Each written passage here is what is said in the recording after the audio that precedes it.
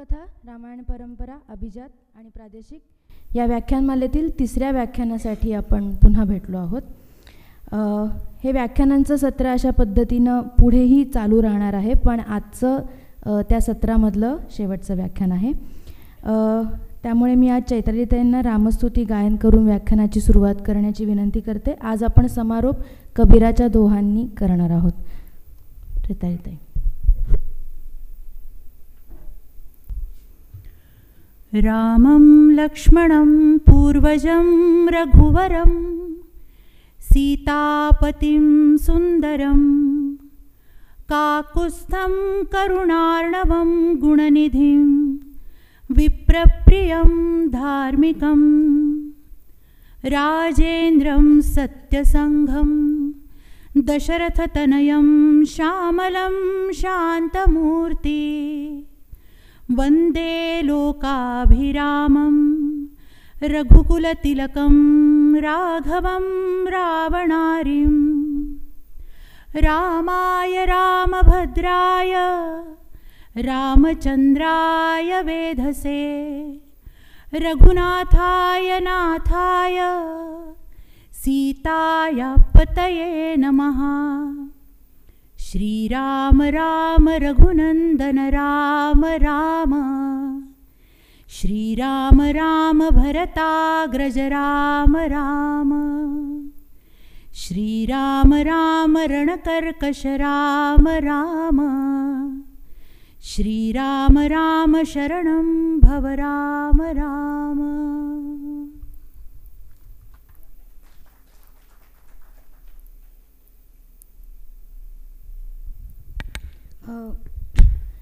आजचा विषय आहे आत्मारामाची कथा अर्थात अध्यात्म रामायण. मी आपले वक्ते श्री प्रणव गोखले यांना विनंती करते की त्यांनी व्याख्यानाची सूत्र सांभाळावीत आणि आज समारोपाचे 2 शब्द अरुणाताई बोलतील नंतर, त्यामुळे त्याच्यानंतर आपण समारोप करू.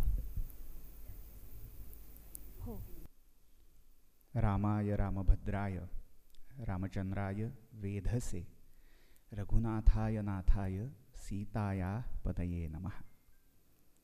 रामो नाम बभूव हूँ तदबला सीतेति हूँ तौ पितुर वाचा पंचवटी तटे विहरतः ताम आहरत रावणः. निद्रार्थम जननी कथा मिति हरे हुंकुरुवतः शृण्वतः सौमित्रे क्व धनुर्धनुर्धनुरिति व्यग्रा गिरा पांतुवः. लीलाशुकाच्या श्रीकृष्ण कर्णामृतातला हा एक श्लोक आहे. खरं तर श्लोकामध्ये ज्याचं वर्णन केलेलं आहे तो भगवान श्रीकृष्ण त्याच्या एका बालपणीच्या रम्य प्रसंगाचं वर्णन यात आलेलं आहे. तुम्हाला वाटेल की आत्मारामाच्या कथेवरून एकदम कृष्णाच्या कथेवर कुठे गेले, पण त्याला कारण आहे, ते आपण हळूहळू पुढे बघत जाणार आहोत. मुद्दा असा की कृष्ण बाललीला करतोय आणि काही केल्या आईचं ऐकत नाही आहे, यशोदेचं ऐकत नाही आहे. आणि ती बिचारी यशोदा मैया त्याला पुरेपूर शांत करण्याचा, झोपवण्याचा प्रयत्न करते, पण तो काही ऐकत नाही. हे सगळं बघून शेवटी ती वैतागते. ती म्हणते आता तुला गोष्ट सांगते. आणि गोष्ट म्हटल्यावर अर्थात आबाल वृद्ध सगळे गोष्टीसाठी कायम तयार असतात. तसं तो बाळकृष्ण म्हणाला हां चालेल. आणि कथा सुरू झाली त्रेतायुगातली. आता काय योगायोग बघा, कथा त्याच्याच पूर्वजन्माची. रामो नाम बभूव. हां आता लक्षात आलं की आपलंच आख्यान चाललं आहे, पण ठीक आहे, आता नाटकात उतरलेलो आहे, त्यामुळे पात्र भूमिका वठावायला हवी. ज्या भूमिकेत आहोत ते सगळं हुबेहूब व्हायला पाहिजे. त्यामुळे भूमिका पुढे सरकवत कृष्ण करतोय. रामो नाम बभूव तदबला सीतेति हूँ तौ पितुः. राम नावाचा एक राजकुमार होता आणि त्याची पत्नी त्रिभुवन सुंदरी सीता. आणि या दोघांना त्यांच्या म्हणजे दशरथाच्या वचनाने तौ पितुः वाचा पंचवटी तटे विहरतः. आता लहान मुलाला वनवास काय वर काय हे कदाचित कळणार नाही, कदाचित आणखीन प्रश्न फुटतील आणि झोप राहील बाजूला, म्हणून यशोदा बाकी कथा व्याप सगळा बाजूला टाकून पटकन म्हणून जाते की हां काहीतरी कारण झालं आणि वडिलांच्या वचना खातर या दोघांना पंचवटीला जायला लागलं. पंचवटी नावाचं वन आहे आणि तिथे विहार करत असताना काय झालं, तौ पितुः वाचा पंचवटी तटे विहरतः ताम आहरत रावणः. अचानक रावण नावाचा राक्षस राजा आला आणि पटकन तिचं अपहरण करून आपल्या विमानात घेऊन लंकेला निघून गेला. आता हा प्रसंग यशोदा तन्मय होऊन त्याला सांगते, तन्मय होऊन स्वतःचीच कथा तो कान्हा ऐकतोय आणि इतक्यामध्ये ती या जन्माची जवनिका जी मध्ये होती ती फिटली आणि अचानक ते रामत्व त्याच्या ठाई प्रकट झालं. आणि सौमित्रे एक व धनुर्धनुरिती, अरे सौमित्रा, अरे लक्ष्मणा, माझं धनुष्य कुठं आहे. जुन्या भूमिकेमध्ये तो कृष्ण परमात्मा गेला आणि अशी त्याची व्यग्र झालेली वाणी, तुमचं आमचं रक्षण करो, व्यग्रा गिरा पांतुवाहा, असं ते वर्णन आहे. हा श्लोक उद्धृत करायचं कारण काय, तर आपल्याकडे जी अवतार ही कल्पना आहे फार महत्त्वाची कल्पना आहे. भारतीय संस्कृतीतली जी काही महत्त्वपूर्ण तत्त्वज्ञानाला आकार देणारी अशी तत्त्व आहेत, असे विचार आहेत, त्यापैकी हा अवतार. मुळात अवतारवादातून काय काय साधलं गेलं याच्यासाठी एक स्वतंत्र विचारसत्र ठेवावं लागेल. पण सगळ्यात मोठी गोष्ट, समाजाला दिलेला फार मोठा आशावाद हा अवतारवाद होता की काही झालं, कितीही जरी या जगाची घडी बिघडली, धर्माची घडी विस्कटली, तरी ह्याचं अवन, ह्याचा उद्धार करायला, पुन्हा धर्मसंस्थापन करायला तो येणार, तो अवतरणार. हा एक फार मोठा आश्वासक शब्द स्वतः परमात्म्याच्याच वाणीच्या माध्यमातून या शास्त्रकारांनी सामान्य सश्रद्ध भाविकाला देऊन ठेवला. तर या सगळ्या अवतारवादामध्ये एक कला ही संकल्पना आहे. ते आता मी पुन्हा पहिल्या दिवशीच्या एका धावत्या प्रसंगावर जातो की हिरण्यनाभ राजपुत्र जो त्या पिप्पलाद ऋषींच्या एका शिष्याकडे गेलाय आणि विचारतोय की बाबा 16 कलांचा तो पुरुष तुला माहिती आहे का. हिरण्यनाभो कौशल्यो राजपुत्र हा मामुपेत्य अब्रवीत अपृच्छत षोडशकलम वै पुरुषम वेत्थ, जाणतोस का. आणि त्यावेळी माझ्याकडे उत्तर नव्हतं, असा तो प्रसंग मी सांगितला. तर त्या 16 कला, प्रत्येक जीवाच्या ठाई या 16 कला असतात. हे सगळं अध्यात्माकडे आपल्याला आज पुढची मार्गक्रमणा करायचे म्हणून थोडी प्रस्तावना आहे उपनिषदातली. 16 कलांनी संपूर्ण हा जीव, तसे जे जे भगवंताचे अवतार या भूतलावर अवतीर्ण होतात ते पण त्यांच्या त्यांच्या 16 कला घेऊन येतात. म्हणजे जसं आण्यामध्ये काम पूर्वी चालायचं की 16 आणे काम, तसं हे 16 आणे काम म्हणजे पूर्ण अवतार. मग त्याच्यामध्ये 4 कला उण्या झाल्या की तो झाला अंशावतार.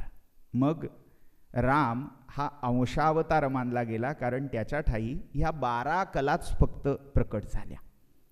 अजून 4 कला कमी झाल्या की जेमतेम अर्धा भाग असा उरतो त्या कलांचा. मग तो अष्टकलायुक्त अवतार हा अंशावताराच्याही पेक्षा खालचा कलावतार म्हणून प्रसिद्ध झाला. आणि केवळ ज्याच्या 4च कला उरल्या किंवा प्रकट झाल्या तो चित्कलावतार, म्हणजे मराठीत आपण चतकोर म्हणतो तसा 25%. अशी ही अवतार संकल्पना आपल्याला या पुराणांनी सांगितली. तर सांगायचं कारण असं, कृष्ण हा पूर्णावतार मानला गेलेला आहे. हे सगळं विवरण गर्गसंहिता नावाचा पौराण ग्रंथ आहे. पुराण ग्रंथ असं म्हणणं कदाचित वावगं ठरेल कारण ही उत्तर काळातली रचना आहे पुराणांनंतरची.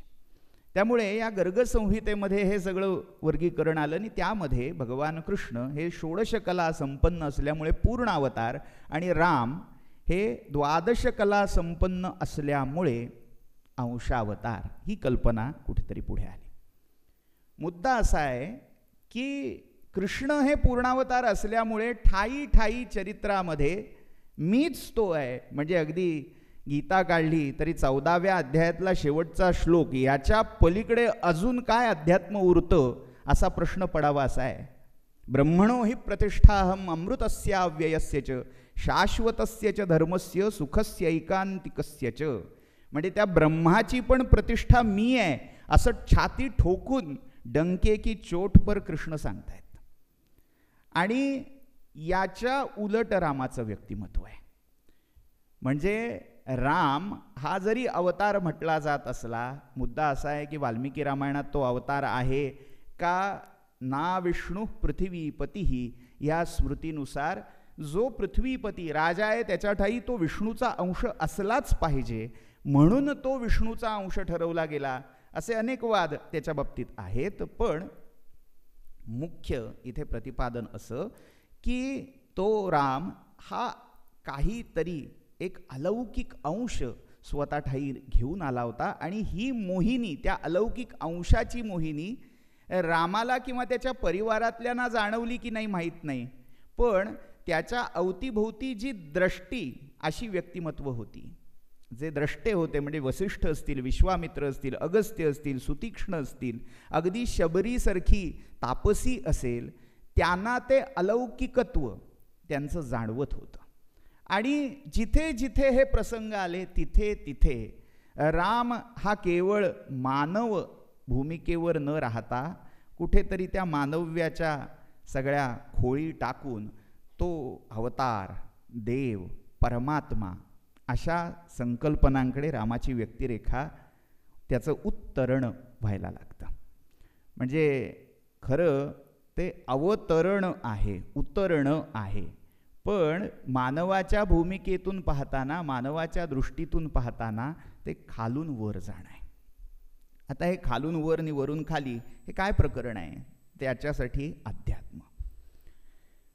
या अध्यात्म रामायणाकडे वळण्यापूर्वी कालच्या प्रतिपादनामधला काही भाग थोडा शिल्लक होता आणि तो जाणं आवश्यक आहे, ते सांगणं आवश्यक आहे. कारण आपण काल पुराणातलं रामायण पाहिलं आणि खरं म्हटलं तर अध्यात्म रामायण हे पण एक प्रकारचा पुराणातलाच प्रक्षिप्त म्हणा किंवा उपबृंहणात्मक म्हणा असा भाग आहे.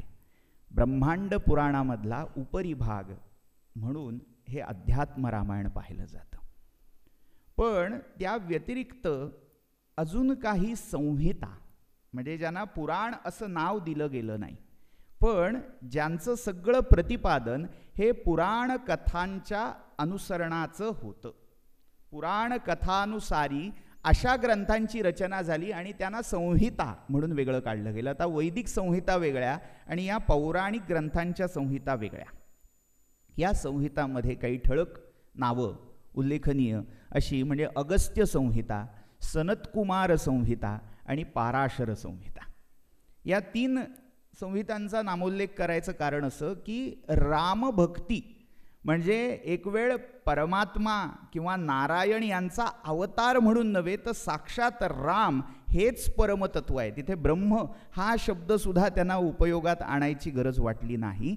इतक्या चरमोत्कर्षावर, त्या चरमबिंदूवर या रामाविषयीचा भाव, ती भक्ती जनमानसामध्ये पोचलेली होती. आणि त्यातून मग हळूहळू संप्रदायांचं दृढीकरण हे त्या काळात सुरू झालं. हा साधारण काळ जर पाहिला तर इसवी सनाच्या 8व्या शतकापासून 15व्या शतकापर्यंतचा हा काळ आहे. आणि या कालखंडामध्ये रामभक्तीचा संप्रदाय हा विकसित झाला आणि असा विकसित झाला की आजही तुम्ही रामभद्राचार्यजींना ऐकलं असेल. प्रज्ञाचक्षू आज अध्यात्मविश्वातलं मोठं नाव आहे. ते अगदी जोराने व्याख्यानात सांगतात की राम हा विष्णूचा अवतार नाही, राम हा परमात्मा आहे. ही धारणा म्हणजे तो अवतार नव्हे, तो साक्षात परमात्मा आहे, ही धारणा या संप्रदायांनी हळूहळू विकसित करत नेली. आणि ती इतकी गेली की कुठेतरी रामाचं वाल्मिकी रामायणामध्ये किंवा अन्य रामायणामध्ये एक लीला पुरुषोत्तम हे जे कृष्णाचं व्यक्तिमत्व आहे तसं रामाचं मर्यादा पुरुषोत्तम असं जे व्यक्तिचित्रण केलं गेलं होतं ते पण त्यांच्या प्रतिपादनाला बाधक ठरायला लागलं. कारण आपला राजा हा फक्त धीरोदात्त आहे, धीर ललित नाही. आपलं आराध्य दैवत काय आहे, या संप्रदायांच्या दृढीकरणामध्ये अन्योन्य संबंध, दुसऱ्या संप्रदायांचा होणारा प्रभाव, दुसऱ्या संप्रदायांमधल्या येणाऱ्या कथा आणि त्यांचा जनमानसावरचा पगडा हाही फार महत्त्वाचा ठरतो. म्हणजे उदाहरण द्यायचं झालं, पुराणातलं थोडं बाजूला ठेवूया, संतचरित्र आजकालची तुम्ही पाहिलीत तर संतचरित्राचा एक ठराविक फॉर्मॅट असतो. मग त्या संतचरित्रातले जे चमत्कार असतात त्यांचं प्रारूप ठरलेलं असतं. मग थोड्या लोकांसाठी केलेलं जेवण 1000 लोकांना पुरतं. एखादी मृत व्यक्ती, मृत जीव तो पुनरुज्जीवित करतो. असे चमत्कार म्हणजे सगळ्या संतचरित्रामध्ये आपल्याला दिसायला लागतात. का? म्हणजे याचा अर्थ त्या संतांनी ते केलं नाही असं नाही. ते लोकोत्तर पुरुष होते, त्यांच्या ठाई ते सामर्थ्य होतंही. पण काही वेळेला इतिहासाशी प्रतारणा करूनही काही प्रसंग हे भव्य दिव्य करण्यासाठी अशा कथा त्यात आणल्या जातात. यासाठी जर बघायचं असेल तर दादासाहेब खापर्डेंची जी गजानन विजयाची प्रस्तावना आहे ती जरूर वाचा. दासगडू महाराजांनी गजानन विजय लिहिला, आपण पारायण करतो, पण त्याची जी प्रस्तावना आहे खापर्ड्यांनी लिहिलेली ती फार महत्त्वाची आहे. तर सांगायची गोष्ट अशी की कुठेतरी दुसऱ्या संताने तो चमत्कार केला, मग माझ्या गुरुस्वरूप असणाऱ्या संतांनी नाही केला, म्हणजे माझे गुरु कमी प्रतीचे आहेत का, असा कुठेतरी न्यूनगंड ह्या संप्रदायामध्ये येतो. आणि तो न्यूनगंड जाण्यासाठी या कथांची पेरणी त्या चरित्रामध्ये होते. तसं राम हा मर्यादा पुरुषोत्तम आहे, त्याने कुठेतरी त्या पूर्णावतार कृष्णासारख्या लीला केल्या नाहीत. हा न्यूनगंड शब्द कदाचित खटकेल, पण सांप्रदायिक विचारधारेला जाणवायला लागला. आणि संप्रदायाची जेव्हा बांधणी होत असते ना, तेव्हा तो परिपूर्ण करण्यासाठी हे द्रष्टे परोपरीने प्रयत्न करतात. मग काय झालं, 11व्या शतकापासून एक पुढे अजून एक मोमेंट, असा मी शब्द वापरीन, सुरू झाली की रामरसिक संप्रदाय. अशी रससाधना हा त्या काळचा फार मोठा भाग होता की ज्याच्यामध्ये शैव शक्ती, अशैव आणि शाक्त यांच्या समन्वयात ती रससाधना म्हणजे वामा भूत्वा भजेत पराम, शक्तिरूप होऊन, कांतारूप होऊन त्या परमेश्वराची कांत भक्तीने उपासना करावी. जो विचार अगदी अलीकडच्या काळात माधुर्य भक्तीच्या माध्यमातून प्रज्ञाचक्षू गुलाबराव महाराजांनी सांगितला. त्या भावाचं मूळ आपल्याला या शैव शक्ती समन्वयामध्ये, जो अगदी माऊलींच्या अमृतानुभवातल्या पहिल्या प्रकरणामध्ये शिवशक्ती समावेश नमनामध्ये आपल्याला दिसेल, जो प्रियूची प्राणेश्वरी, तिथे तो जो विचार दिसतो. बौद्धांमध्ये वज्रयानी परंपरेमध्ये तो कुठेतरी विचार दिसतो. त्यातून झिरपत झिरपत सहजयान ही जी बंगालमधली एक मोठी चळवळ, एक संप्रदाय झाला, त्याच्यामध्ये ते दिसतं. त्याच्यामध्ये या सांप्रदायिक विचारामध्ये पत्नी भावाने पतीला म्हणजे परमात्म्याला त्याची आराधना करणं, प्रियाराधन करणं, हा रससाधनेचा मुख्य गाभा होता. आणि या रससाधनेसाठी कृष्ण हे उत्तम आलंबन होतं. कारण सगळं नवरसपूर्ण असं कृष्णचरित्र होतं, पण कुठेतरी रामचरित्रात शृंगार अभावान आहे. रामचरित्रामध्ये अख्खं रामायण ढुंडाळून पाहिलं तरी शृंगाराचे जेमतेम 4 क्षण त्या वनवासामध्ये कुठेतरी पुसटसे, आणि ते सुद्धा इतके अंडरटोन, इतके दबलेल्या स्वरात आहेत. कारण कुठेतरी तो नायक जो धीरोदात्त स्वरूपात रंगवायचा आहे, चित्रित करायचा आहे, त्याला उणपण येऊ नये, त्याचं धीरोदात्तपण या धीर लालित्यामध्ये झाकोळलं जाऊ नये, ह्यासाठीचा तो प्रयत्न आहे. रसभंग होऊ नये, अनौचित्य घडू नये, ह्यासाठीचा तो सगळा चित्रणाचा भाग आहे. पण हे चित्रण खटकायला लागलं आणि मग रामालाही अनेक पत्नी होत्या. रामाच्या म्हणजे आनंद रामायणामधला प्रसंग, आता आनंद रामायणावर स्वतंत्र होईलच व्याख्यान, त्याच्यात 2-2 पट्ट महिषी होत्या असा उल्लेख आहे. रामाला अनेक, जशा कृष्णाला गोपी तशा अनेक ऋषींनी त्या दासी भावाने रामाची उपासना, नुसती उपासना नाही तर अंगभोगात्मक उपासना केली, असे उल्लेख आपल्याला 11व्या शतकापासून पुढे मिळतात. कदाचित आपल्या श्रद्धा विश्वातलं असलेलं रामरायाचं रूप त्याच्यापेक्षाही कुठेतरी विपरीत चित्रण चाललंय की काय अशी शंका येईल. पण इतिहासामध्ये या सगळ्याची नोंद घेतलेली आहे. याच्यासाठी प्रमाण असे ग्रंथ उपलब्ध आहेत. म्हणजे हा जो द्वंद्वात्मक भाग आहे गर्गसंहिता, मगाशी जो कृष्णोपासनेचा ग्रंथ सांगितला त्यामध्येही असे प्रसंग आहेत की रामाच्या व्यक्तिचित्रणात ही तफावत राहिली आहे. त्यामुळे अनेकांनी रामावतारामध्ये इच्छा व्यक्त केली, ओ आम्हाला तुमचं म्हणजे थोडक्यात विल यू मॅरी मी अशी प्रपोजल्स रामाकडे येत होती.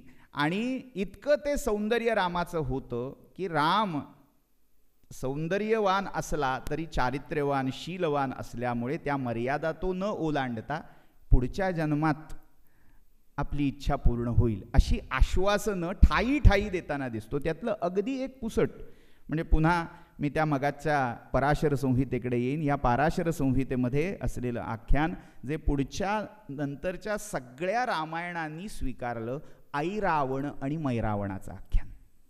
या ऐरावण आणि मैरावणाच्या आख्यानामध्ये जी चंद्रसेना आहे, ही चंद्रसेना त्या मैरावणाची पत्नी, आणि त्या मैरावणाला असा वर प्राप्त झालेला आहे की जेव्हा जेव्हा तो पडेल युद्धामध्ये तेव्हा त्या पाताल लोकामध्ये असणाऱ्या अमृतकुंडातलं अमृत काही भुंगे आणून त्याच्यावर सिंचन करतील आणि तो पुनरुज्जीवित होऊन उठेल.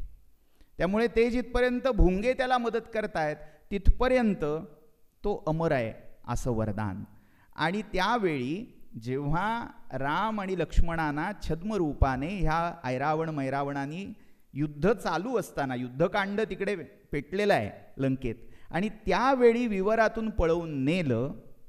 पाताळ लोकात आपल्याला सगळ्यांना कथा माहिती आहे ऐरावण मैरावणांची. त्या देवीसमोर आता आणखीन एक त्याच्यात गंमत, मराठीमध्ये बहुतांश रामायणात अहिरावण आणि महिरावण अशी नावं येतात, पण मूळ त्या पराशर संहितेतला उल्लेख हा ऐरावण, ऐ रावण आणि मैरावण असा आहे.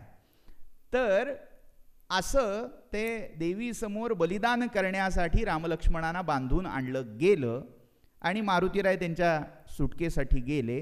तेव्हा झालं काय, चित्रण त्या पराशर संहितेमधलं आहे. त्या ऐरावणाला रामानी मारलं, मैरावण काही केल्या मरत नाही. तेव्हा हनुमानानी याचा भेद काय, याचं मर्म काय हे शोधण्यासाठी चंद्रसेनेकडे धाव घेतली. ब्रह्मचारी असणारे मारुतीराय एका स्त्रीकडे गेले आणि तिला विचारतायत काही कर आणि आता याचा मृत्यूभेद मला सांग, मृत्यूगूढ मला सांग. त्यावेळी ती सांगते माझा फायदा काय, कारण ती एक अशीच पळवून आणलेली नागकन्या आहे आणि त्यामुळे ती कावलेली, आयुष्यभर तिच्या इच्छा अपुऱ्या राहिल्या आहेत, कुठेतरी ती अशी दबली गेलेली आहे. आणि अशी चंद्रसेना मारुतीला म्हणते माझ्या मनातली कामना, काम अंडरलाईन, जिथपर्यंत राम पूर्ण करणार नाही किंवा तसं आश्वासन देणार नाही तिथपर्यंत मी तो मृत्यूभेद सांगणार नाही. तेव्हा मारुतींनी परस्पर रामाच्या वतीने आश्वासन देऊन टाकलं. फक्त बुद्धिमताम वरिष्ठम, मारुती अट घालून ठेवतो की आणेन रामाला, पण तुझ्या बेडरूमपर्यंत आणीन, तुझ्या बेडपर्यंत आणीन, पुढची जबाबदारी माझी नाही.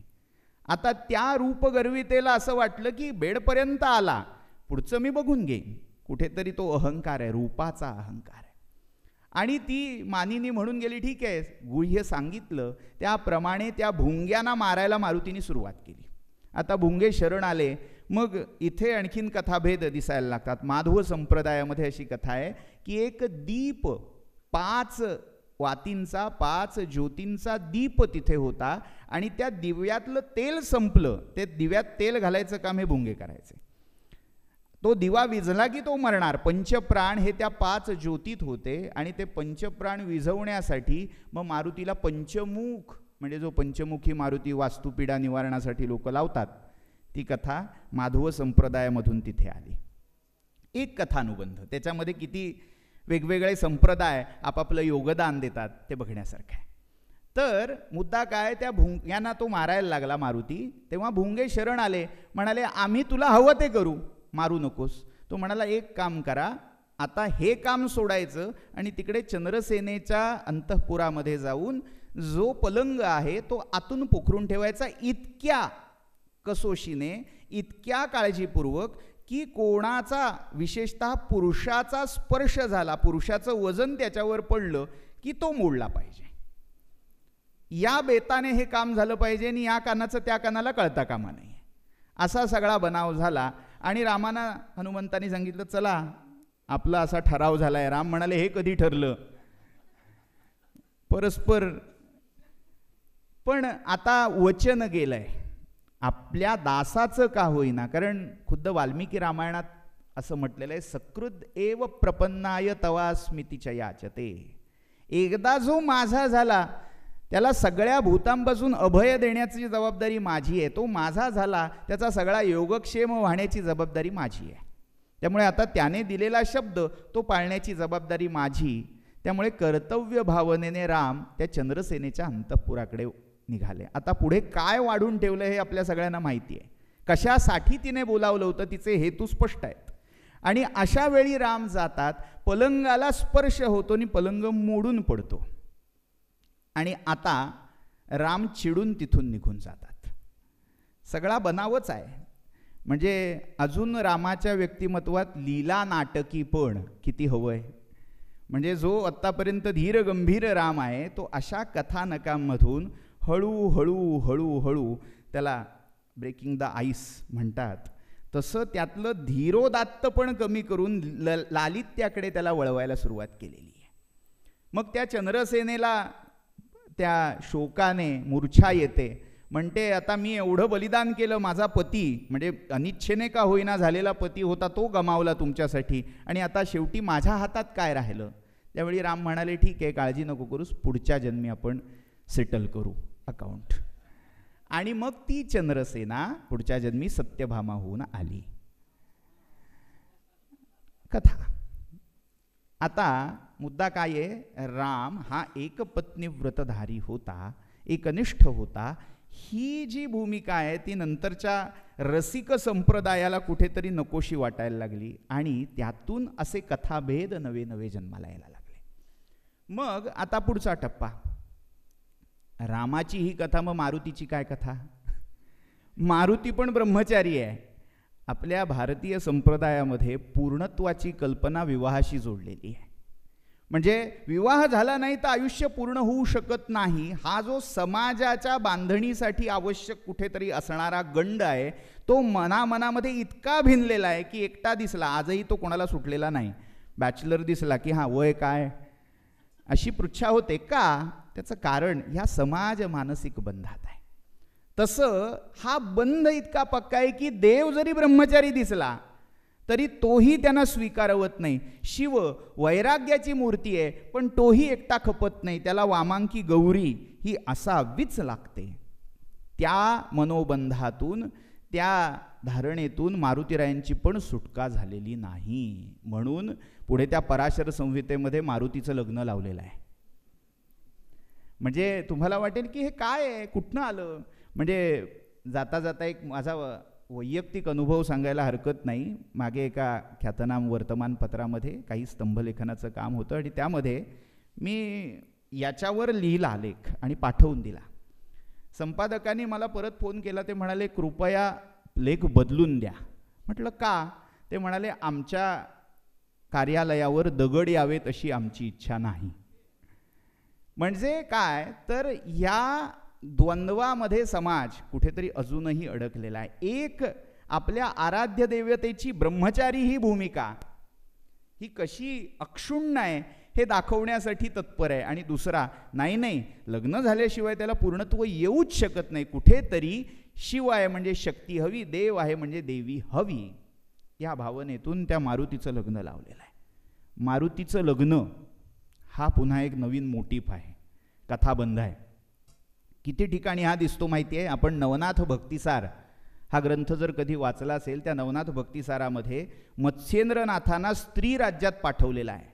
आणि तिथे स्त्री राज्यात पाठवण्यामागची कथा अशी आहे की मारुतीने म्हणजे रामाने आणि सीतेने मारुतीला हे स्त्री राज्याची प्रजा वाढवण्याचं काम नेमून दिलेलं होतं. कारण स्त्री राज्यामध्ये पुरुषाला प्रवेश नाही आहे. मग त्यांची प्रजा वाढणार कशी? तर त्याच्यासाठी सीतेने ही जबाबदारी मारुतीला दिलेली होती.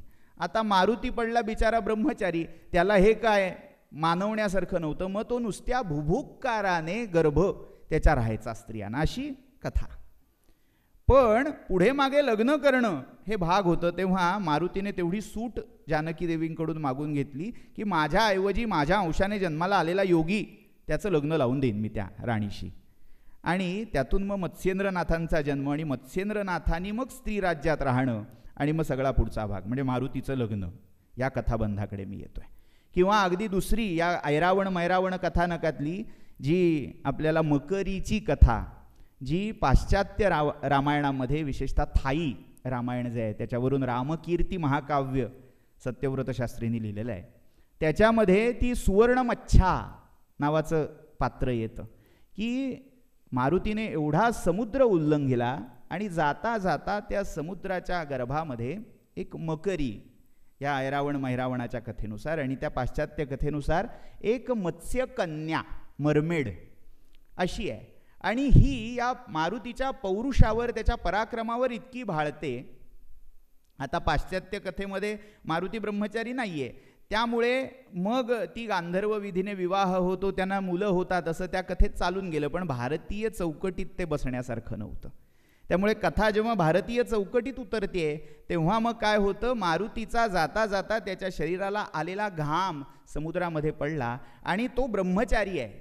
म्हणजे इथे मला पुन्हा एक महाभारतातली नोंद द्यावीशी वाटते. सहदेव आणि नकुल जेव्हा त्या विराटाकडे, तुम्हाला वाटेल ओ काय चाललंय रामायणाचं, महाभारताचं रामायण, हे मोटिफ लक्षात घ्यायला हवेत. हे जे धागे आहेत ना, दुवे एकेका कथेला जोडणारे आहेत. सहदेव आणि नकुल जेव्हा त्या विराटाकडे गेले, ते एक तंतीपाल आणि दुसरा ग्रंथिक म्हणून गेलेला आहे. तर तो सांगतो काय की मला अशा प्रकारची चिकित्सा माहिती आहे की बैलाच्या मूत्राचा वास घेतला तरी गायी गाभण होतील, असं तंत्र मला माहिती आहे, अशी बतावणी थोडक्यात आपली ॲडव्हर्टाईज करत हा तिथे सहदेव गेलेला आहे. तसं म्हणजे आपल्याला हे कदाचित पटणार नाही की घाम गिळून कसा गर्भ राहिला, पण तो ब्रह्मचारी होता आणि त्याच्या ठाई असणारं अलौकिक ओज तेज, यामुळे त्याच्या कणाकणामध्ये रेणूमध्ये ते पौरुष भरलेलं होतं, त्यामुळे तो गर्भ राहिला, अशी कथा. म्हणजे हे प्रश्न सामान्य माणसाच्या भूमिकेला पडत नाहीत, कारण त्यांच्यासाठी तो देव आहे, तो रुद्रावतार आहे, तो महारुद्र आहे, तो काही लीलेने करू शकतो. त्यामुळे त्याच्या घर्मातून, घर्मबिंदूतून तिला गर्भ राहिला आणि त्यातून जन्माला कोण आला तर तो मकरध्वज. आता नाव पण काय दिलंय, मकरध्वज, ह्या शब्दाचा अर्थच कामदेव असा होतो. म्हणजे ब्रह्मचार्याच्या घर्मबिंदूतून कोण जन्माला आला तर काम जन्माला आला. म्हणजे बाप माझा ब्रह्मचारी, माते सवे साऱ्या नारी. कुठेतरी एक असं गूढ काही कोडी इथेही आपल्याला दिसतील. मी थोडं पुढे जातो, मारुतीचं लग्न लावूया आणि अध्यात्मरामाकडे वळूया. कथा अशी आहे ह्या पराशर संहितेमधली की सूर्यनारायणाकडे जेव्हा मारुतीरायांचं शिक्षण अध्ययन सुरू होतं तेव्हा 64 कलांपैकी 60 कला शिकवून पूर्ण झाल्या. 4 कला ज्या लैंगिकतेशी संबंधित होत्या त्या मात्र मारुतीला देता येईनात. का तर मारुती ब्रह्मचारी. मग त्यांनी सांगितलं सूर्यानी की ब्रह्मचर्याश्रमात असेपर्यंत ह्या कला मला देता येणार नाहीत, तू गृहस्थ होऊन माझ्याकडे येते. म्हणाले नाही, मी नैष्ठिक ब्रह्मचर्य पाळणार आहे, असा मी प्रण केलेला आहे, मी ब्रह्मचर्याची दीक्षा घेतली आणि ती आता मी सोडणार नाही. मूळ वाल्मिकी रामायणात असा कुठेही उल्लेख आपल्याला मिळणार नाही, पण पराशर संहिता करते. आणि नैष्ठिक ब्रह्मचारी असणारा मारुती हे सोडायला कबूल नाही. आता 64 कलांपैकी, पुन्हा हा कला जो शब्द आहे ना तो अधोरेखित करायचा आहे, ते दिल्याशिवाय, 64 कला आल्याशिवाय त्याच्या विद्येला पूर्णत्व नाही. मग म्हणून त्या 4 कला देण्यासाठी सूर्य अट घालतात की नाही, त्या तुला शिकाव्याच लागतील, त्याशिवाय मी तुला सोडणार नाही इथून. पण त्याला एक मी मार्ग तुला सांगतो की माझी एक कन्या अविवाहित आहे, तिचं नाव आहे सुवर्चला. ती पण नैष्ठिक ब्रह्मचर्यच पाळणार आहे. तर तुझं नैष्ठिक ब्रह्मचर्य ह्या विवाह संबंधाने बाधित होणार नाही अशा बेताने मी विवाह करून देतो. विवाह झाल्यावर मग त्या गृहस्थाश्रमात शिकवायच्या 4 कला देण्याचा अधिकार मला गुरु म्हणून लाभेल, असं म्हणून आपल्या कन्येशी, त्या सुवर्चलेशी मारुतीचा विवाह करून दिला. आणि मग तो सुवर्चलांजनेय कल्याणाचा विधी तिथे सूर्यलोकात पार पडला. आता तुम्हाला वाटेल ही कथा आहे नुसती, ह्याला काय दुसरा पुरावा? म्हणजे कथेला पुरावा नाही आहे, पण या श्रद्धेला पुरावा आहे, या भावनेला, या धारणेला पुरावा आहे, जो आजही दक्षिण भारतामध्ये, विशेषतः तेलंगणामध्ये तुम्ही गेलात तर मछलीपट्टणम आपण नाव ऐकलेलं असेल. मछलीपट्टणम किंवा त्या पंचक्रोशीमध्ये किमान 5 ते 6 अशी मारुतीची मंदिरं आहेत, ज्याच्यामध्ये सुवर्चला आणि आंजनेय यांच्या एकत्रित मूर्ती आहेत. विवाह झालेला मारुती, आणि त्याची आजही पूजा होते तिथे. त्यांच्या कल्याणाचा म्हणजे लग्नाचा उत्सव दरवर्षी साजरा केला जातो. पराशर संहिता म्हणजे या एका दक्षिण भारतातल्या प्रांतापुरती असणारी मारुतीच्या लग्नाची धारणा कुठेतरी प्रमाणित करण्याचं काम, कुठेतरी अभिजनांना समोर की हां आहे, असं पण आहे, हे सांगण्याचं काम ह्या संहितांनी केलेलं आहे, पुराण संहितांनी केलेलं आहे. तर ही पराशर संहिता. तर अशा अनेक संहिता, अनेक पुराणं. अजून काही रामायणातले जाता जाता धागे सांगायचे म्हणजे रामचरित्रामध्ये, वाल्मिकींच्या चरित्रामध्ये कुठेही तिथींचा स्पष्ट निर्देश फार आलेला नाही आहे. कुठल्या तिथीला काय झालं, तर जो आपल्याला डेटिंगचा प्रॉब्लेम असतो की काय बाबा कधी झालं, कुठल्या तिथीला झालं, आत्ता दसरा झाला मग रावण दहन करताना आम्ही म्हणतो की त्या दिवशी रावणाचा वध झाला, हे कुठनं आलं? तर पद्मपुराण आणि स्कंदपुराण या दोन्हीमध्ये आलेल्या रामकथेमध्ये एक एक अख्खा अध्याय रामचरित्रातले हे सगळे जन्मापासून अगदी निजधाम गमनापर्यंतचे प्रसंग कोणत्या महिन्यात कोणत्या तिथीला झाले हे निर्णय त्याच्यात करून दिलेले आहेत.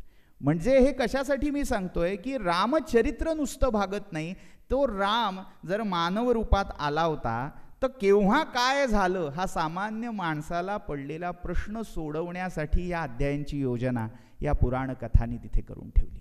म्हणजे कुठेतरी ज्या मधले दुवे, मध्ये मध्ये अस्फुट राहिलेली जागा, ठिकाणं, ही या पुराणांनी रांगोळीच्या ठिपक्यांनी जोडून जोडून एक सुंदर आकृतिबंध तयार करावा तशी ही पूर्ण केलेली आहे. तर अशी ही रामकथेतली पुराणांची संभावना.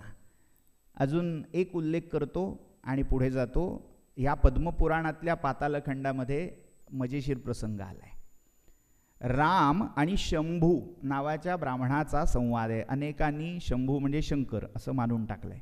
त्याच्यावरून बंगालमध्ये बलरामदासाचं जे रामायण आलेलं आहे त्याच्यामध्ये शंभूनी रामाकडून आणि रामाने शंभूकडून असा परस्पर उपदेश ग्रहण केला, दोघंही एकमेकांचे गुरु झाले, असा प्रसंग आलेला आहे. त्याचं बीज या पातालखंडामध्ये. तर या प्रसंगामध्ये एक गमतीशीर लोकमानसातल्या श्रद्धेची खूण आपल्याला दाखवलेली आहे. शकुन पाहणं. आपल्याकडे वेगवेगळ्या प्रकारे शकुन पाहिले जातात. म्हणजे अगदी गुढीपाडव्याला जी गुढी उभी केली जाते त्या गुढीला बांधलेलं जे कापड आहे, वस्त्र आहे, तो वस्त्रप्रांत, तो पदर कोणत्या बाजूला फडकतोय, कोणत्या दिशेने फडकतोय, इथपासून ते अगदी नवरात्राला बसवलेल्या घटात जे शेत आहे त्या शेतामध्ये कुठलं धान्य उगवून जास्त तरारून वर येत आहे, इथपर्यंत हे शकुन गाठी आपल्या पूर्वजांनी बांधून ठेवलेले आहेत. तर तशी ग्रंथ शकुन पद्धत, ग्रंथ पाहून शकुन काढणं, ही पद्धत म्हणजे ज्याला पूर्वी शलाका पद्धती म्हटलं जायचं, की ग्रंथामध्ये शलाका घ्यायची आणि परीक्षा करायचे, तशी हा शकुन पाहायचा.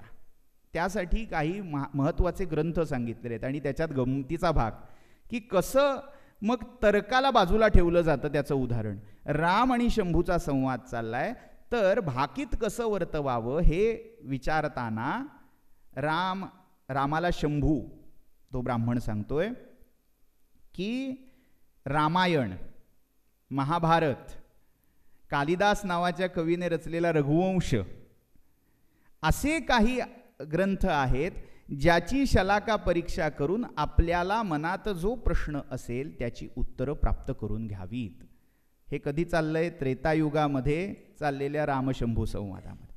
प्रश्न पडला नाही आहे त्यांना की अरे कालिदास अजून व्हायचा आहे, महाभारत अजून व्हायचं आहे, पण पुराणांनी ती रामाची व्यक्तिरेखा इतकी समाज मनाच्या जवळ आणली की आपल्याला जिव्हाळ्याचा असणारा, आपल्याला लोकांना असं जो बिंबवायचा आहे, त्याचं महत्त्व समजावून द्यायचं आहे, तो विषय माझ्या रामाच्या मुखातून आला की तो ऑथेंटिक होणार आहे.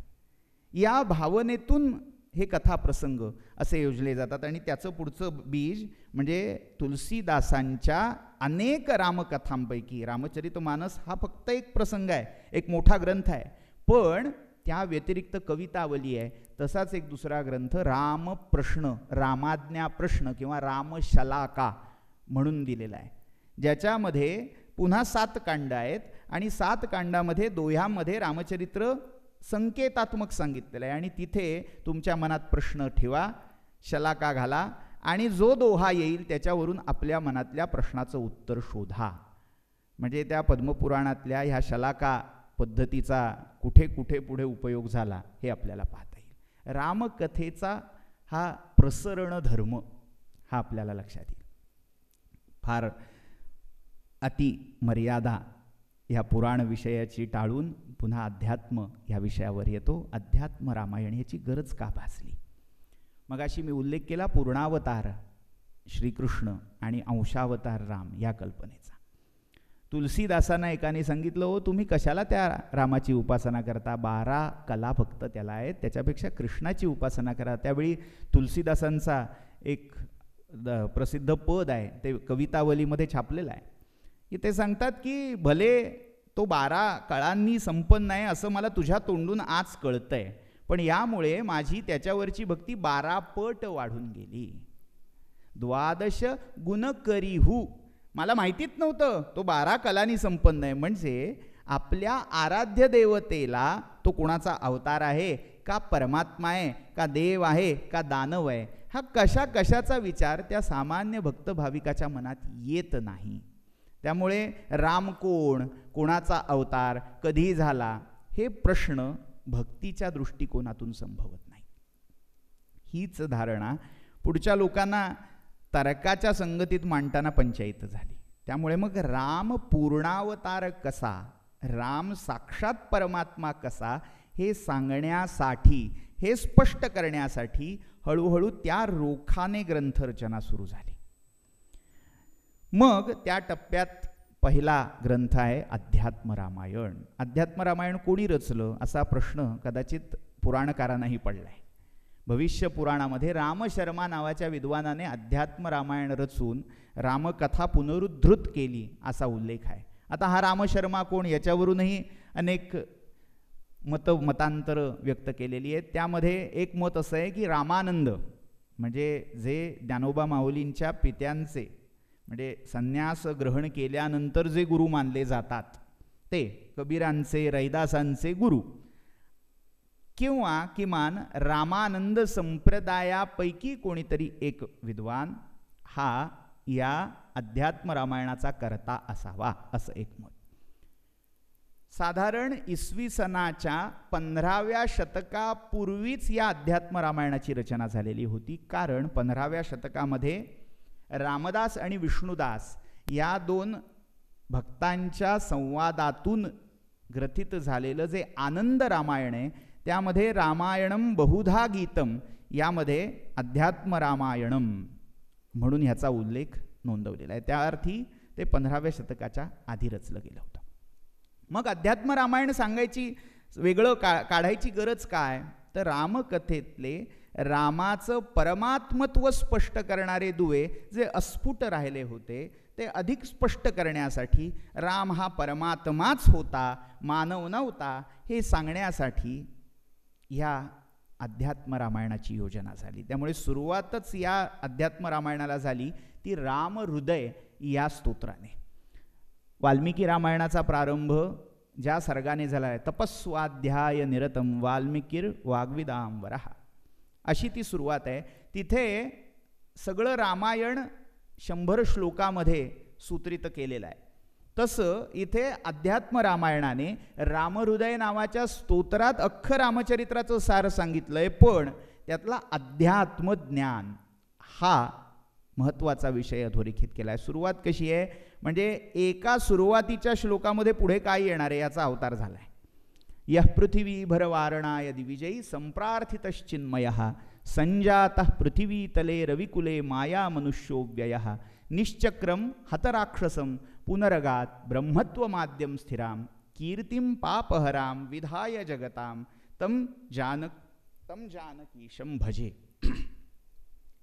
तर त्या पृथ्वीचा भार हरण करण्यासाठी देवांनी प्रार्थिलेला जो परमात्मा संप्रार्थितश्चिन्मयः सच्चिद आनंदमय परमात्मा संजातः पृथ्वीतले रविकुले माया मनुष्यो व्ययः, माया मानुष्य विग्रह धारण करून रामायणामध्ये रामः विग्रहवान धर्मः एवढा चरमोत्कर्ष साधलेला आहे. राम म्हणजे कोण, तर साक्षात मूर्तिमंत झालेला धर्म.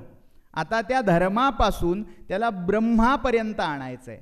तो प्रवास हे अध्यात्म रामायण सांगते. मग तो राम कसा आहे, तर चिन्मय आहे आणि माया मानुष विग्रह धारण करणार आहे.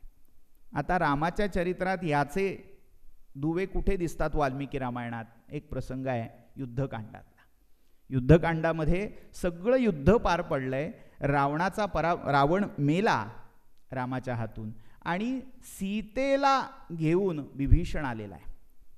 आणि त्यावेळी सीतेला सांगितलं की हे मी कर्तव्य मात्र केलं, आता तुला जायला दशदिशा मोकळ्या आहेत, जिकडे इच्छा असेल तिकडे तू सुखे नाही वजा छंदसा गच्छ वैदेही, इच्छेने जा, आपल्याला हवं तिथे जा. अशी मुभा रामाने तिथे सीतेला दिली. आणि गंमत बघा, रावण वध झाल्यावर देव आलेले नाहीयेत. मूळ वाल्मिकी रामायणामध्ये जी देवस्तुती आहे, देव आलेत आणि रामाची स्तुती करतायत, तो प्रसंग रावण वधानंतरचा नाहीये. तो जेव्हा सीतेने अग्नीत उडी घेतली आणि अग्नीतून दिव्य करून ती परिशुद्ध सीता बाहेर आली, तेव्हा रामाची समजूत काढून मध्यस्थी करण्यासाठी सगळे देव आलेले आहेत. आणि ती मध्यस्थी करता करता ब्रह्मदेव सांगतायत साक्षात तू ऋतुधामा वसु पूर्वम वसूनाम त्वम प्रजापती, तू ऋतुधामा नावाचा वसू आहेस, रुद्रांमधला 8वा रुद्र आहेस, आदित्यांमधला 12वा आदित्य आहेस, असं सगळं तू अमुक आहेस तमुक आहेस, तू परमात्मा आहेस, असं सगळं सांगितलं. आणि ही साक्षात पद्मा इवा परा, ही लक्ष्मी आहे, हिचा स्वीकार कर, तू जर हिला टाकलंस तर त्रैलोक्य हिला मुकेल. अशी संभावना केल्यावर राम म्हणतोय काय बोलताय हे, कोण आहे मी? आत्मानं मानुषम मन्ये रामम दशरथात्मजम. ओ हे काय काय कोण रॉंग नंबर लागलाय बहुतेक तुमचा. मी नाहीये हो, मी कोण विष्णू विष्णू काय कोण लावलंय काय? मी एक सामान्य मानव आहे. राजा दशरथाचा मी मुलगा आहे, बारीक बारी वुडबी राजा म्हणा किंवा निष्कासित राजा म्हणा, पण ह्या पलीकडे मी नाहीये. हे काय म्हणताय मला कळत नाहीये, असं म्हणणारा राम. आणि त्या रामाला परोपरीने ब्रह्मदेव अरे नाही रे, तूच परमात्मा आहेस, तूच परमात्मा आहेस असं सांगतायत. सगळे देव स्तुती करतायत. प्रत्यक्ष दशरथ येऊन अभिनंदन करतोय आणि म्हणतो तुझ्या येण्यामुळे माझी कुशी, माझ्या पत्नी, माझा वंश कसा कृतार्थ झाला आणि देवांच्या नित्य गॉसिपिंगमध्ये तुझाच विषय कसा असतो, असं सगळं दशरथांनी सांगितलं. पण या सगळ्या प्रसंगामध्ये राम इतका पद्मपत्र मिवांबसा राहतोय. हा ठीक आहे असेल, पण मला नाही माहीत, मला काही देणं घेणं नाही, तो काय परमात्मा बिरमात्मा असेल तुमचा, मी आपला साधा राम आहे. आणि ही भूमिका तो कुठेही सोडत नाही. आता गंमत अशी आहे, मर्यादेच्या दृष्टीने पाहिलं तर तो माणूस आहे, आपलं देवत्व पूर्ण बाजूला ठेवून तो आलेला आहे. पण आता गंमत अशी आहे, तो जर परमात्मा असेल तर याच्यापेक्षा अजून लीला नाटक काय करायला हवं त्याने. म्हणजे ज्याला माहिती आहे आपण परमात्मा आहोत, त्याने स्वतःचं परमात्मत्व किती बाजूला टाकावं आणि किती बेमालूम भूमिका वठवावी माणूस असण्याची. इतकं म्हणजे एकाच प्रसंगाकडे पाहायचे हे दोन दृष्टिकोन आहेत. सामान्य दृष्टीला, मानवी दृष्टीला दिसेल अरे तो नव्हताच, तो माणूसच होता. माणसातून तो एकेका चारित्र्यशील सगळ्या सद्गुणांचा उत्कर्ष होत होत होत त्याचं उन्नयन परमेश्वरापर्यंत झालं, मानलं त्याला आम्ही देव. आणि दुसरी दृष्टी म्हणते अरे काही किती झालं तरी ते सोनं असतं. त्या सोन्याला कसलाही कितीही मुलामा दिला तरी तो मुलामा नाही, ते आतलं सोनं खरं असतं. आणि ही शंका प्रत्यक्ष अप्पय्य दीक्षितांनी बोलून दाखवलेली आहे. अप्पय्य दीक्षितांनी जेव्हा वेदांत सूत्रावर भाष्य केलं, शिवार्कमणी दीपिका नावाचं भाष्य आहे, तिथे ते उद्धृत करतायत की राम हा जर स्वतःचं परमात्मत्व विसरला असता तर तो सामान्य जीवच झाला असता. कारण आपण सगळे परमात्माच आहोत अध्यात्माच्या वेदांताच्या दृष्टीने. पण त्या परमात्म्याला आत्मभान नाहीसं झालं, आत्मविस्मृती झाली, सोहमचा कोहम झाला, म्हणून आपण माणूस म्हणून जन्माला आलो. मग ही विस्मृती रामाला झाली असती तर तोही आपल्यासारखाच झाला असता. आणि जर आपल्यासारखा झाला असता तर त्याला कर्मबंध चुकले नसते. पण असं न होता रामचरित्राचा समारोप कुठे होतोय? सगळं झाल्यावर तो काळ बोलवायला येतोय. ओ म्हणाले ब्रह्मदेवानी बोलावणं केलंय तुम्हाला, तुमचा कार्यकाळ समाप्त होतोय, आता तुमची इच्छा असेल तर कंटिन्यू करा, नाहीतर माघारी चला. आणि त्यावेळी राम म्हणतात की मीच ठरवून दिलेली, मीच घालून दिलेली मर्यादा मी कशी मोडू. त्यामुळे आता या कालाची वेला मी अतिक्रांत करणार नाही, मी येतोय असा प्रतिजबाब देवांना सांग, असं सांगून नाटकाच्या त्या प्रसंगावर पडदा टाकलेला आहे. या अशा प्रसंगात राम, नर आणि परमात्मा या सीमारेषेवर इतके बेमालूमपणे स्विच करतायत, हे का ते, हे का ते. पण हे सगळं वाल्मिकी रामायणातलं चित्रण कुठेतरी त्याच्या मानव्याकडे कळणारं वाटलं.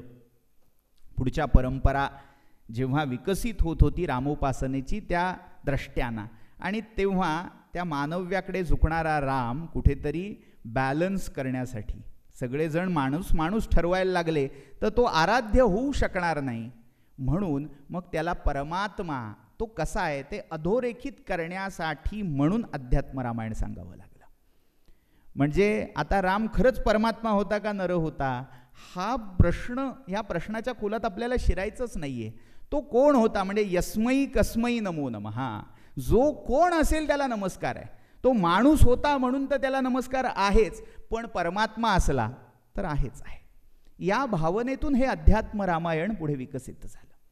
मग अध्यात्म रामायणामध्ये पहिलाच जो सर्ग आहे तो सर्ग हा रामहृदयाचा सर्ग आहे. मग आता इथे आपल्याला रामहृदय हे नाव का योजलं, त्याच्या मागची कल्पना लक्षात घ्यावी लागते की उपासना संप्रदाय जेव्हा होतो तर तेव्हा त्याचं एक एन्कोडिंग असतं, एक संकेत ठरलेले असतात. त्या देवतेच्या उपासनेसाठी काय काय मटेरियल लागणार आहे ते आपल्याकडे उपलब्ध करून देण्याचं काम या रामोपासनेतलं अध्यात्म रामायणाने दिलं. मग काय, कृष्णाच्या उपासनेसाठी लागणारी सामग्री तयार आहे.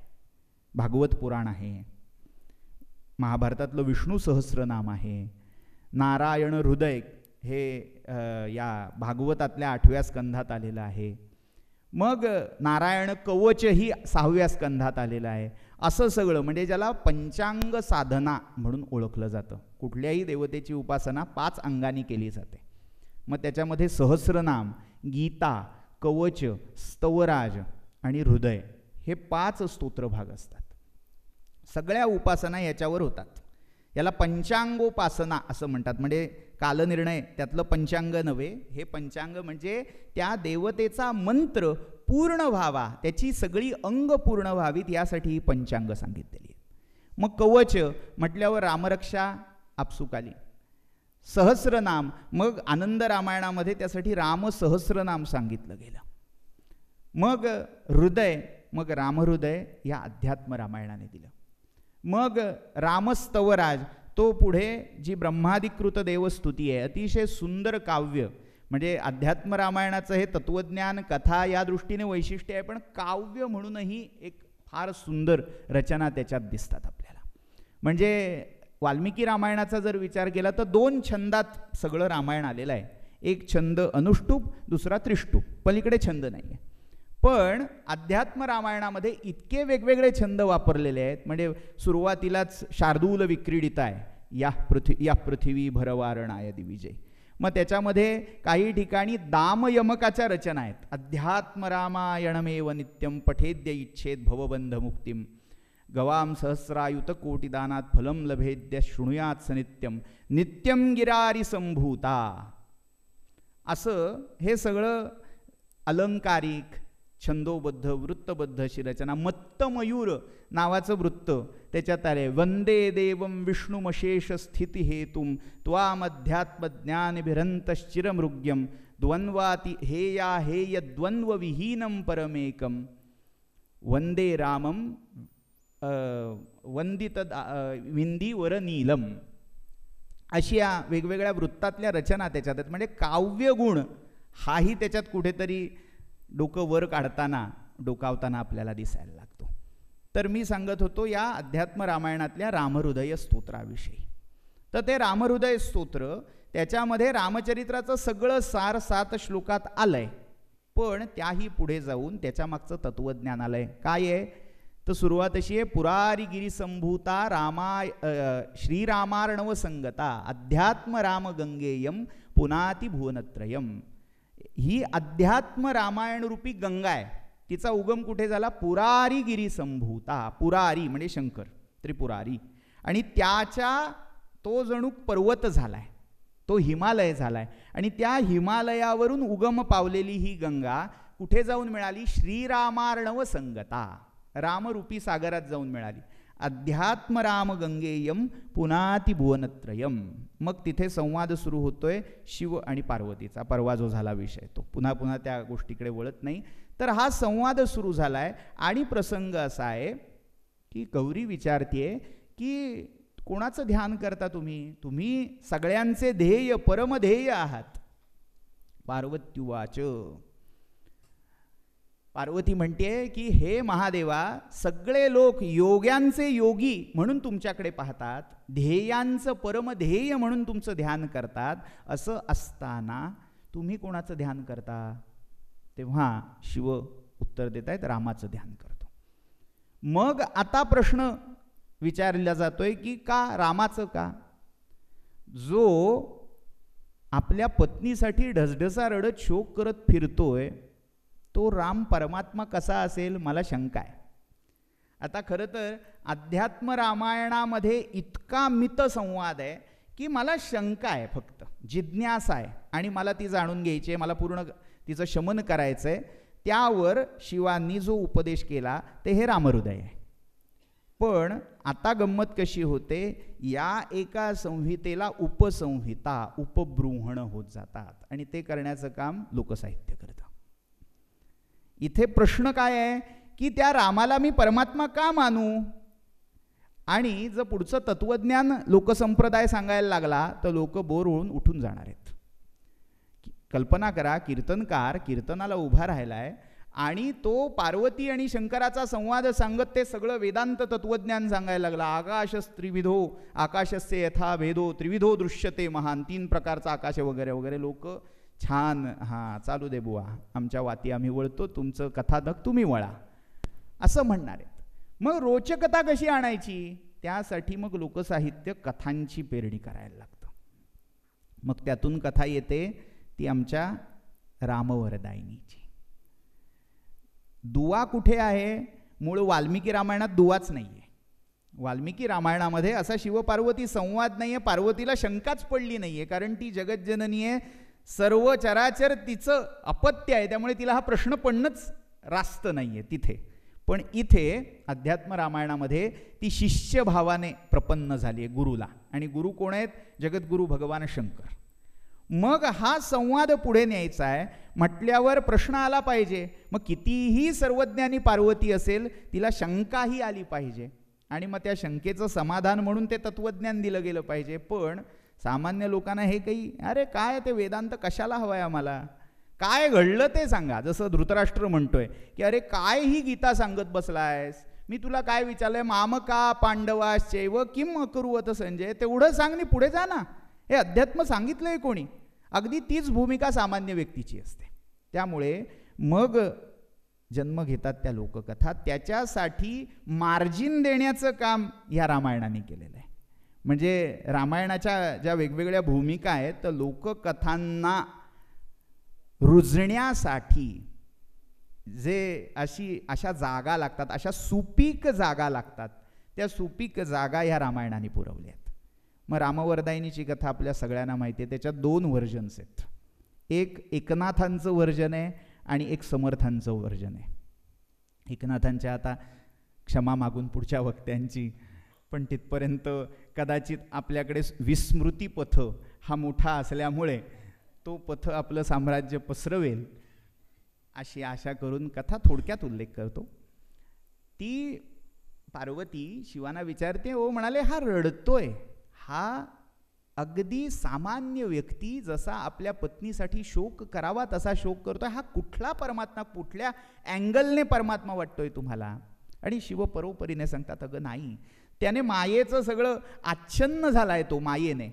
जसं ते आकाश त्या ढगाने आच्छिन्न होतं तसे त्या चिदंबर रूप रामाचे हे खेळ चाललेत, ही लीला चालली. तिला पटत नाही. ती म्हणते मी परीक्षा घेणार आणि ती सीतेचं रूप घेऊन जमिनीवर उतरते. आणि जिथे आज तुळजापूरला घाटशिळा दाखवतात ना, त्या घाटशिळेवर ती येऊन अवतीर्ण होऊन बसते. लक्ष्मण पाहतो, म्हणतो दादा वहिनी मिळाली. आणि त्यावेळी दादासाहेब म्हणतात, अगं आई तू का आई, तू का आलीस? माझी परीक्षा घेतेस का? परिस्थिती माझी परीक्षा घेते ती कमी आहे का? म्हणून तू माझी परीक्षा घ्यायला इथे आलीस? म्हणून तिथे तिला नाव पडलं तुकाई. मग ती तुकाईची झाली तुळजाई. अण्णांचं पुस्तक पुढे बघा आता. कथा विस्तार जेवढा करावा तितका थोडा आहे. मग याच कथेचं म्हणजे एक कथा किती जागांना पोसून जाते, जोडून जाते, त्याचं हे उदाहरण आहे. महाराष्ट्रातल्या शक्तिपीठांपैकी 5 शक्तिपीठ म्हणजे 3.5 आपल्याला माहितीच आहेत, पण अशी मोठी म्हणावी अशी जी देवीची स्थानं आहेत त्याच्यापैकी 5पैकी 3 स्थानं याच कथेने जोडली आहेत. कुठली कुठली? तुळजाभवानी, दुसरी औंधची यमाई. एक कथा सांगते तुकाई म्हणाला, एक कथा सांगते ये ग माय म्हणाला, म्हणून ये माई, येमाईचं झालं यमाई. अजून एक कथा सांगते येडा ग बाय, म्हणून ती येडेश्वरी नावाची देवी आहे ना, त्या येडेश्वरीची ही स्थानकथा हेच सांगते की अगं येडे माझी काय परीक्षा घेतेस, असं तो म्हणाला, म्हणून ती येडेश्वरी म्हणून ओळखली गेली. आणि याचं दुसरं कथानक आपल्याला नाथांच्या भावार्थ रामायणात दिसतं. भावार्थ रामायणामध्ये ही कुमारीच्या रूपात तिथे प्रकट होते, आदिकुमारी. आणि ती आदिकुमारी पाहिल्यावर म्हणजे ती परीक्षा कशी आहे की हा कामुक झालाय का, कुठेतरी पत्नीविरहामुळे कामोद्दीपन झालंय, त्यामुळे हा असा वेडेचाळे करतोय का, याची वासना किती प्रखर आहे हे तपासण्यासाठी कुमारीचा वेश घेतलाय. आणि तिथे राम तिला नमन करतोय. एक पत्नी व्रत हे स्पष्ट होत आहे, त्याचा मर्यादा पुरुषोत्तम भाव स्पष्ट होतोय. तेव्हा प्रसन्न होऊन तिथे ती कुमारीच्या रूपात त्याला वरदान देते आणि लंकेची वाट दाखवते.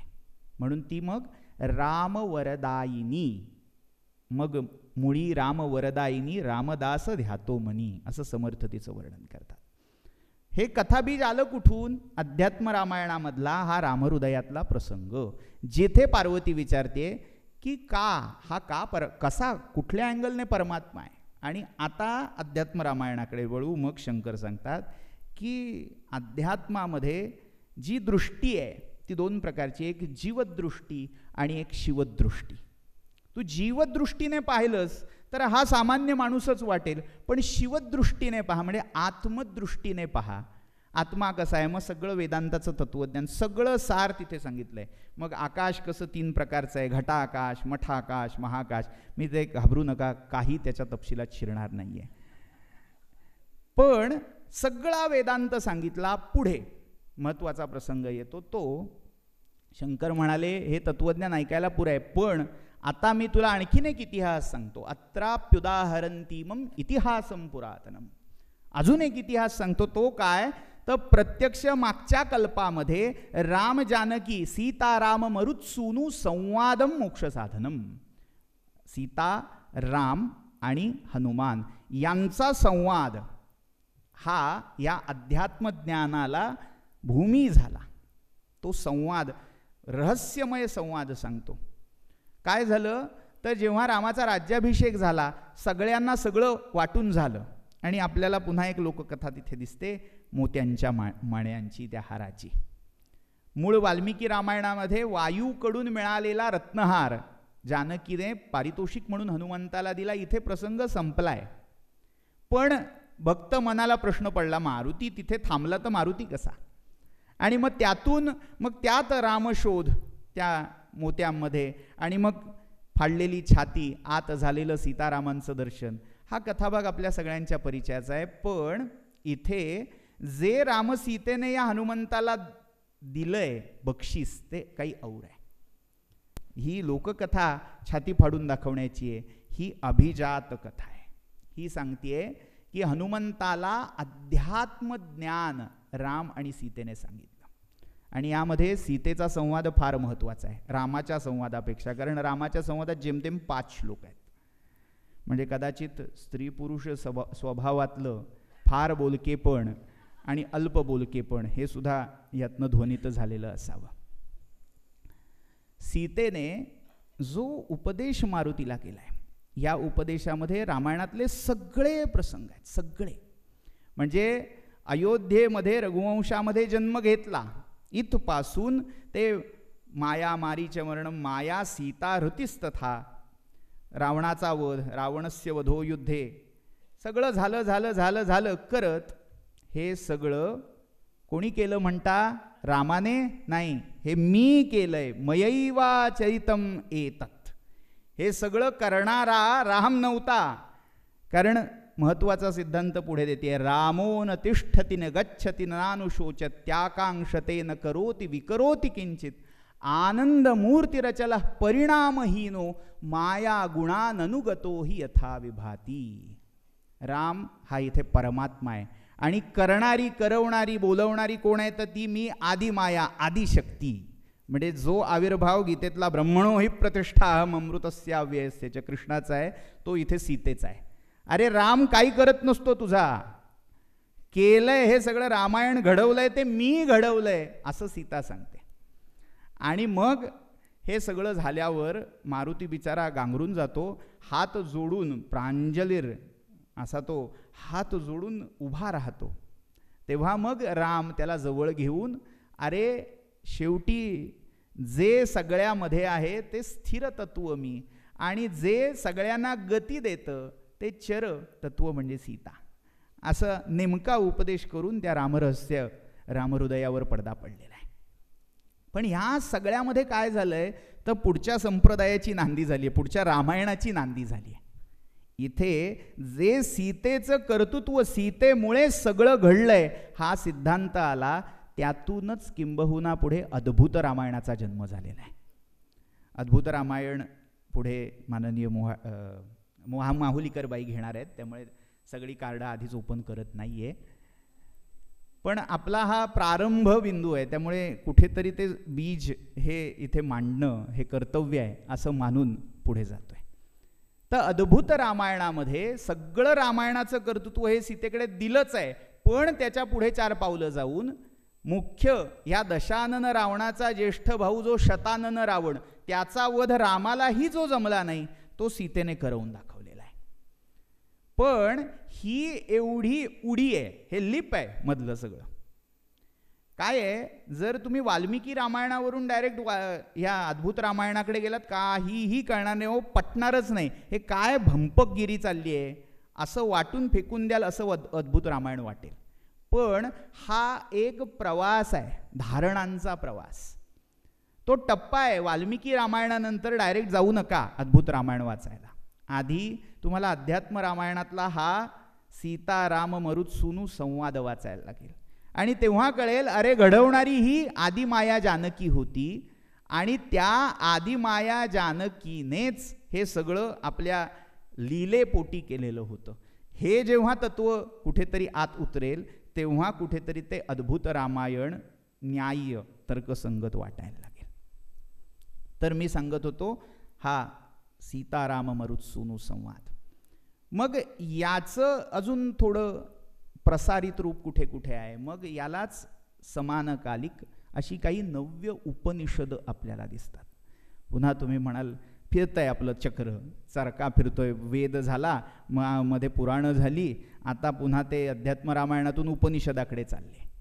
उपनिषद जी प्राचीन उपनिषद आहेत, ज्याच्यावर वेदांत भाष्यकारांनी आचार्यांनी भाष्य रचना केलेल्या आहेत, ती आणि त्यानंतरच्या काळामध्ये वेगवेगळ्या संप्रदायांनी आपल्या आराध्य देवतेचं परमात्म स्वरूप विशद करण्यासाठी म्हणून मांडलेली जी उपनिषद आहेत, त्यांना नव्य उपनिषद असं म्हटलं जातं. पण आता म्हणजे अगदी त्यातलं प्रत्यक्ष उदाहरण आपल्या सगळ्यांच्या नित्य पठणातलं ते म्हणजे गणपती अथर्वशीर्ष, हे नव्य उपनिषद आहे. पण मग आता असा कुठेतरी भाविक मनाला प्रश्न पडतो, नव्य आहे म्हणजे त्याज्य आहे का? तर तिथे एक लक्षात ठेवायचं कालिदासाचं वाक्य, पुराणमित्येव न साधु सर्वं न चापि काव्यं नवमित्यवद्यम संतः परीक्षान्यतरद् भजन्ते मूढः प्रत्ययनेय बुद्धिः. ते नवं आहे, उपनिषद नवं झालं म्हणून ते टाकाऊ आहे, कमी प्रतीचं आहे, अप्रमाण आहे असं म्हणायचं कारण नाही.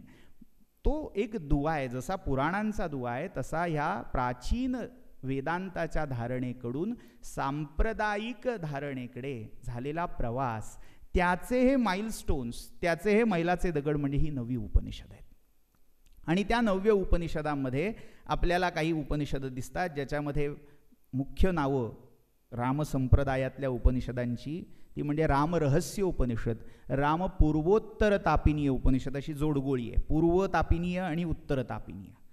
आणि तिसरं फार महत्त्वाचं सीतोपनिषद, की रामरहस्योपनिषदामध्ये, रामपूर्वोत्तर तापिनीय उपनिषदामध्ये राम हा परमात्मा हे सगळं झालं, पण त्या रामापेक्षा श्रेष्ठ ही सीता आहे. किंबहुना त्या रामाला जन्म घेण्यासाठी रामाला जन्म देणारी पण सीता आहे. हा सिद्धांत सीतोपनिषदामध्ये सांगितला. उद्भव स्थिती संहार कारिणीम क्लेशहारिणीम असं त्या सीतेला जे तुलसीदासांनी म्हटलंय त्याचं मूळ या सीतोपनिषदात आहे. अजून एक उपनिषद, जसं इकडे आता जाता जाता दुसरा एक संप्रदाय सांगायला हरकत नाही, जसा राम सीतेचा उपासना संप्रदाय विकसित होत होता तसाच रामभक्त हनुमानाचाही उपासनेचा संप्रदाय विकसित होत होता. त्यामध्ये रामाला आराध्य म्हणून मानलं गेलं, पण हनुमंत पण रामा इतकाच, तो दास झाला, दूत झाला म्हणून कमी महत्त्वाचा आहे असं मानायचं कारण नाही. हनुमंत हाच परमात्मा आहे. मग तिथे जोड कशी दिली गेली? उपनिषदामध्ये दोन भेद सांगितलेत, परब्रह्म आणि अपरब्रह्म.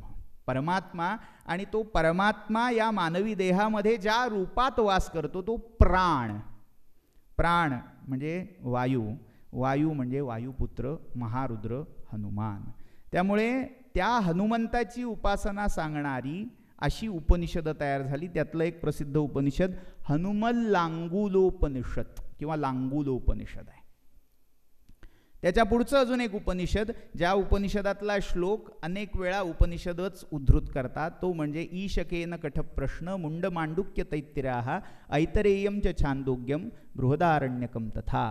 हा जो 10 उपनिषद सांगणारा श्लोक कारिका आहे ही प्रसिद्ध मुक्तिकोपनिषद ह्याच्यात आलेली. आणि हे मुक्तिकोपनिषद म्हणजे तत्वसार नावाचं छोटं रामायण आहे. आणि त्या तत्वसार रामायणामध्ये राम आणि हनुमान यांचा अध्यात्म संवाद आलेला आहे. म्हणजे अध्यात्म रामायणाला पॅरलल, समांतर काय काय घटना या साहित्य विश्वात घडत होत्या त्याची नोंद घ्यायला हवी. मग त्या अध्यात्म रामायणासारखा हा तत्वसार रामायणाचा संग्रह आहे. त्यातला प्रसिद्ध श्लोक आपण ऐकलेला असेल, देहबुद्ध्या तुदासोहम आत्मबुद्ध्या जीवबुद्ध्या त्वदंशजः किंवा त्वदंशकः आत्मबुद्ध्या त्वमेवाहम इति मे निश्चिता मतिः. मारुतीला विचारलं, कोण बाबा तू, पटली का ओळख? जसं भगवंत म्हणतो, ऐकलंस ना हे सगळं मी सांगितलेलं गीतेचं आख्यान? हो म्हणाला, नष्टो मोहा स्मृतिर्लब्धा त्वत्प्रसादान मयाच्युत. तसं हनुमंत सांगतो, देहबुद्ध्या तु दासोहम. अरे देहाच्या पातळीवर विचार केला तर मी तुझा दास आहे, तुझं दास्यत्व करण्यासाठीच माझा जन्म आहे. पुढचा टप्पा जीवबुद्ध्या त्वदंशजः.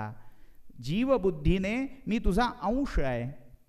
आत्मबुद्ध्या त्वमेवाहम. राम आणि रामदास पहुडले रामी, हेही बोलावया दुजा नुरेच ते धामी. समर्थ रामदासांनी हनुमंत आमुची कुळवल्ली का आली आहे त्याचं मूळ ह्या तत्वसारायण ग्रंथामध्ये आपल्याला दिसेल. तर असं अध्यात्म रामायण म्हणजे हा सगळा अध्यात्माचा छान कोश आपण पाहिला.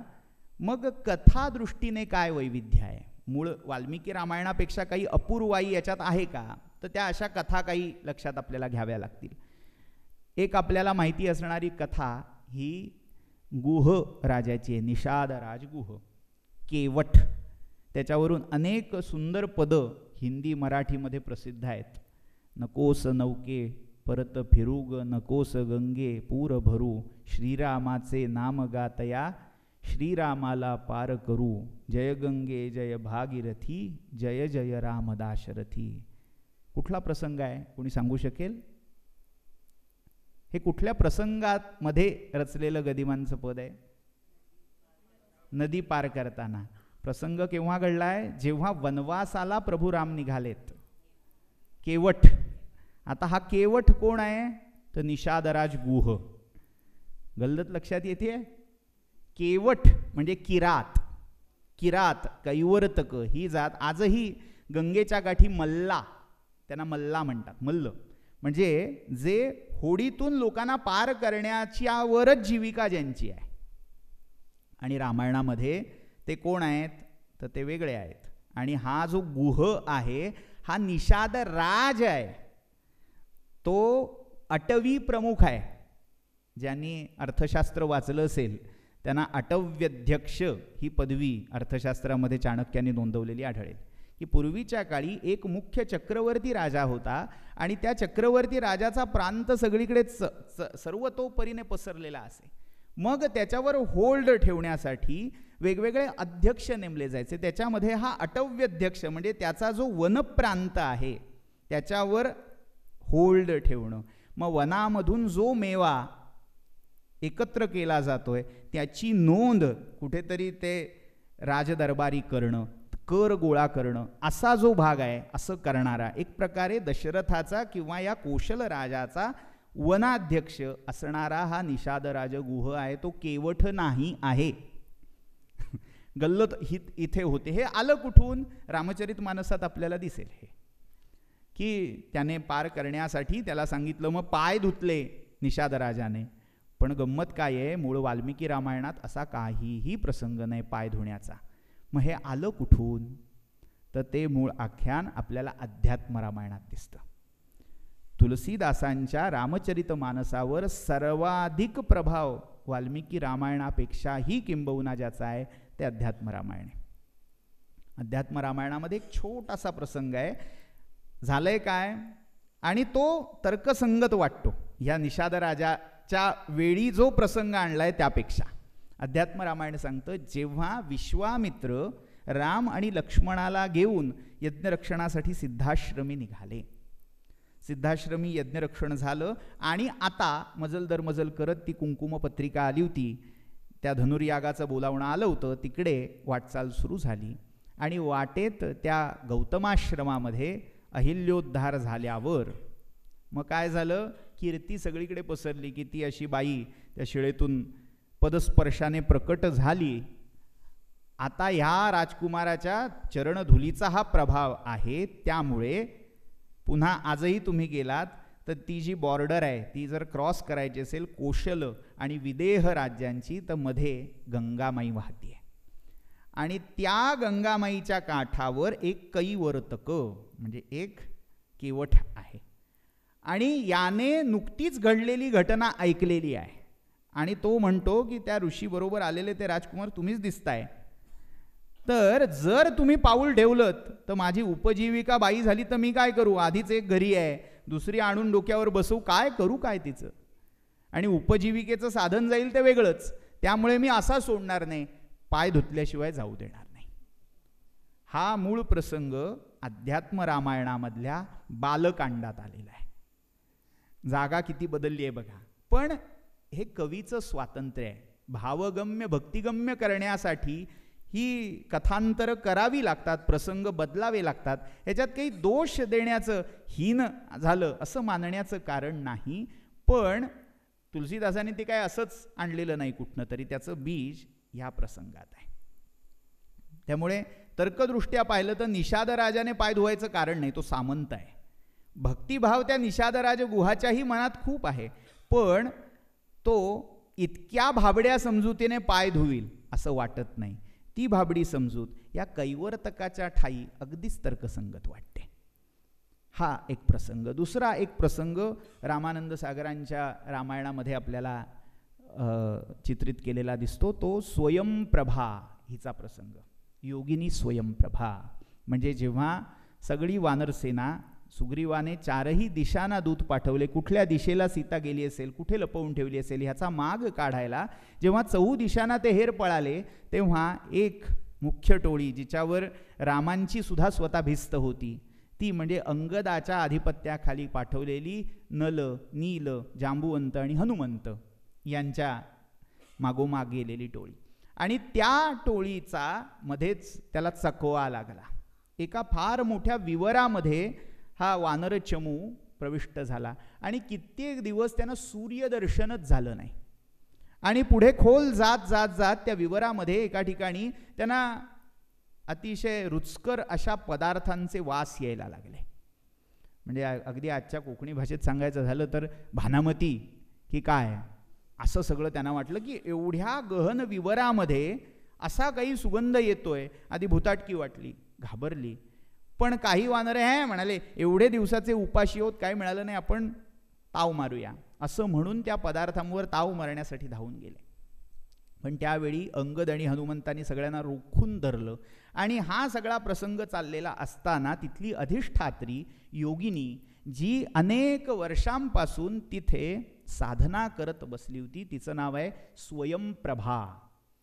स्वयंप्रभा नावातच आहे की जिने स्वतःच्या अंगकांतीच्या प्रभेने ते विवर आलोकित करून टाकलं होतं, प्रकाशित करून टाकलं होतं. अशी योगिनी स्वयंप्रभा त्यांना भेटली. आणि तेव्हा या वानरांनी आपली सगळी जी काय काही कसं मिळत नाहीये, आम्ही आता बहुतेक मरणार इथेच, अशी सगळी खंत बोलून दाखवल्यावर तिचं करुणेने आर्द्र झालेलं हृदय, मातृहृदय, तिने या सगळ्यांना ते भोजन खायची आज्ञा दिली. ते तृप्त झाले आणि तिने काय केलं तर सांगितलं, आता फक्त डोळे मिटा. आणि डोळे मिटले आणि क्षणात तिने आपल्या तपप्रभावाने दक्षिण समुद्राच्या किनाऱ्यावर या सगळ्या वानरचमूला नेऊन सोडलं.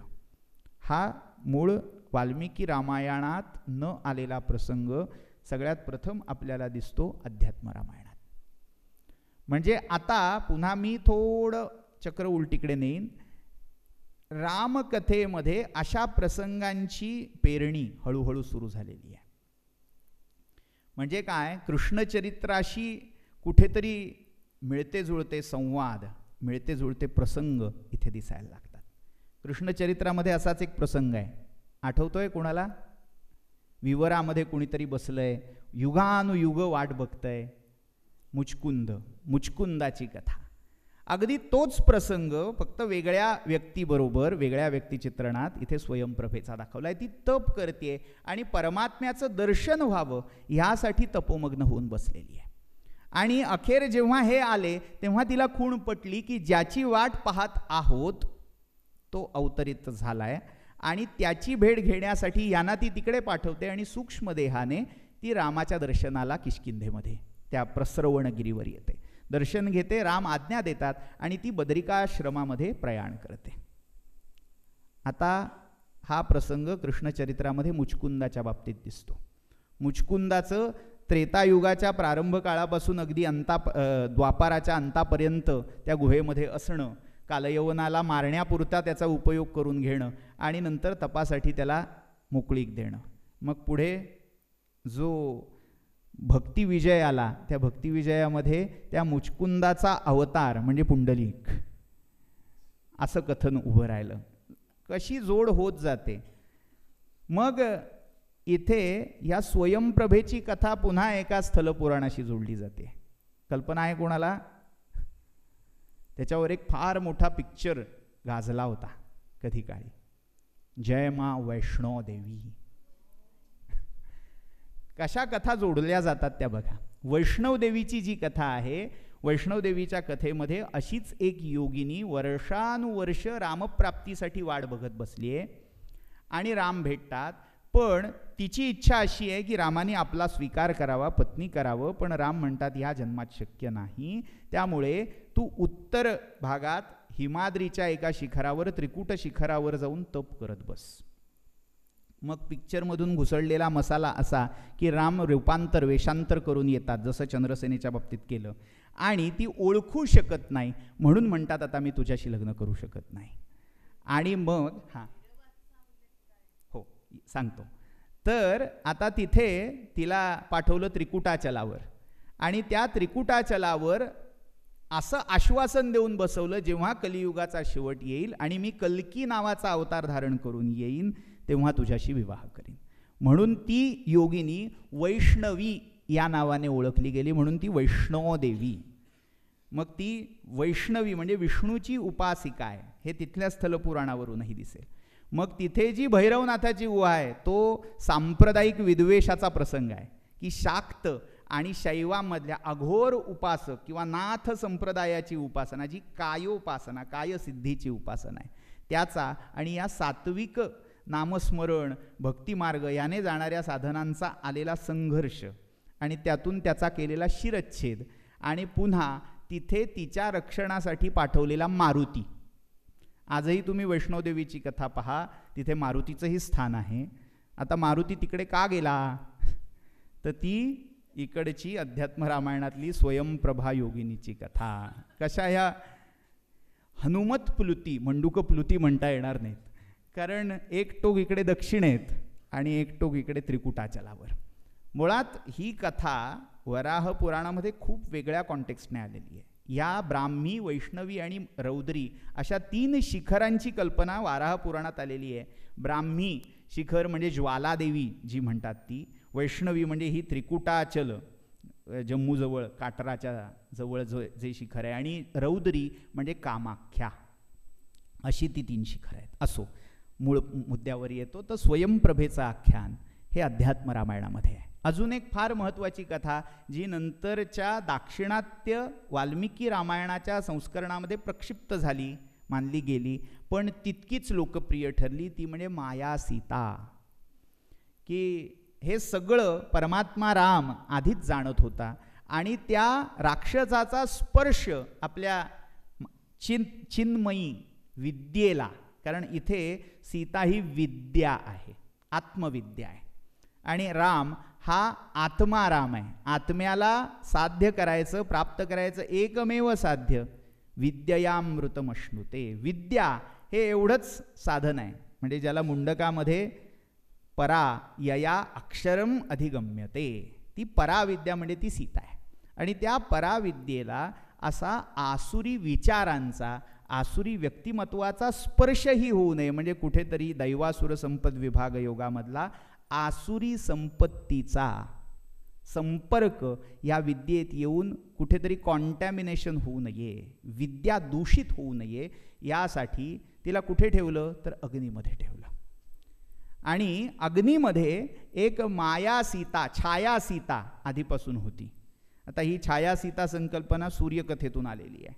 संज्ञा आणि छाया ही जी उभय सूर्यपत्नींची कथा आहे ती तिथून आली.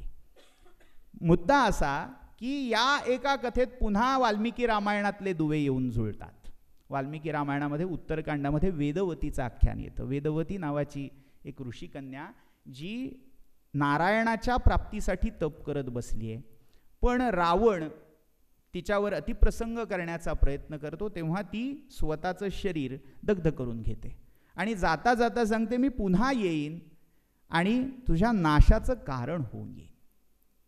ती वेदवती कुठे गेली? अग्नीमध्ये. आणि त्या अग्नीमध्ये छायारूपान ती तितके वर्ष प्रतीक्षारत होती.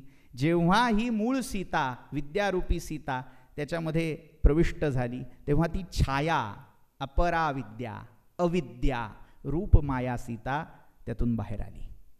आणि मग जो पुढचा प्रसंग घडला आहे, म्हणजे हे सगळं वेदांतातलं अध्यात्मातलं रूपक आहे.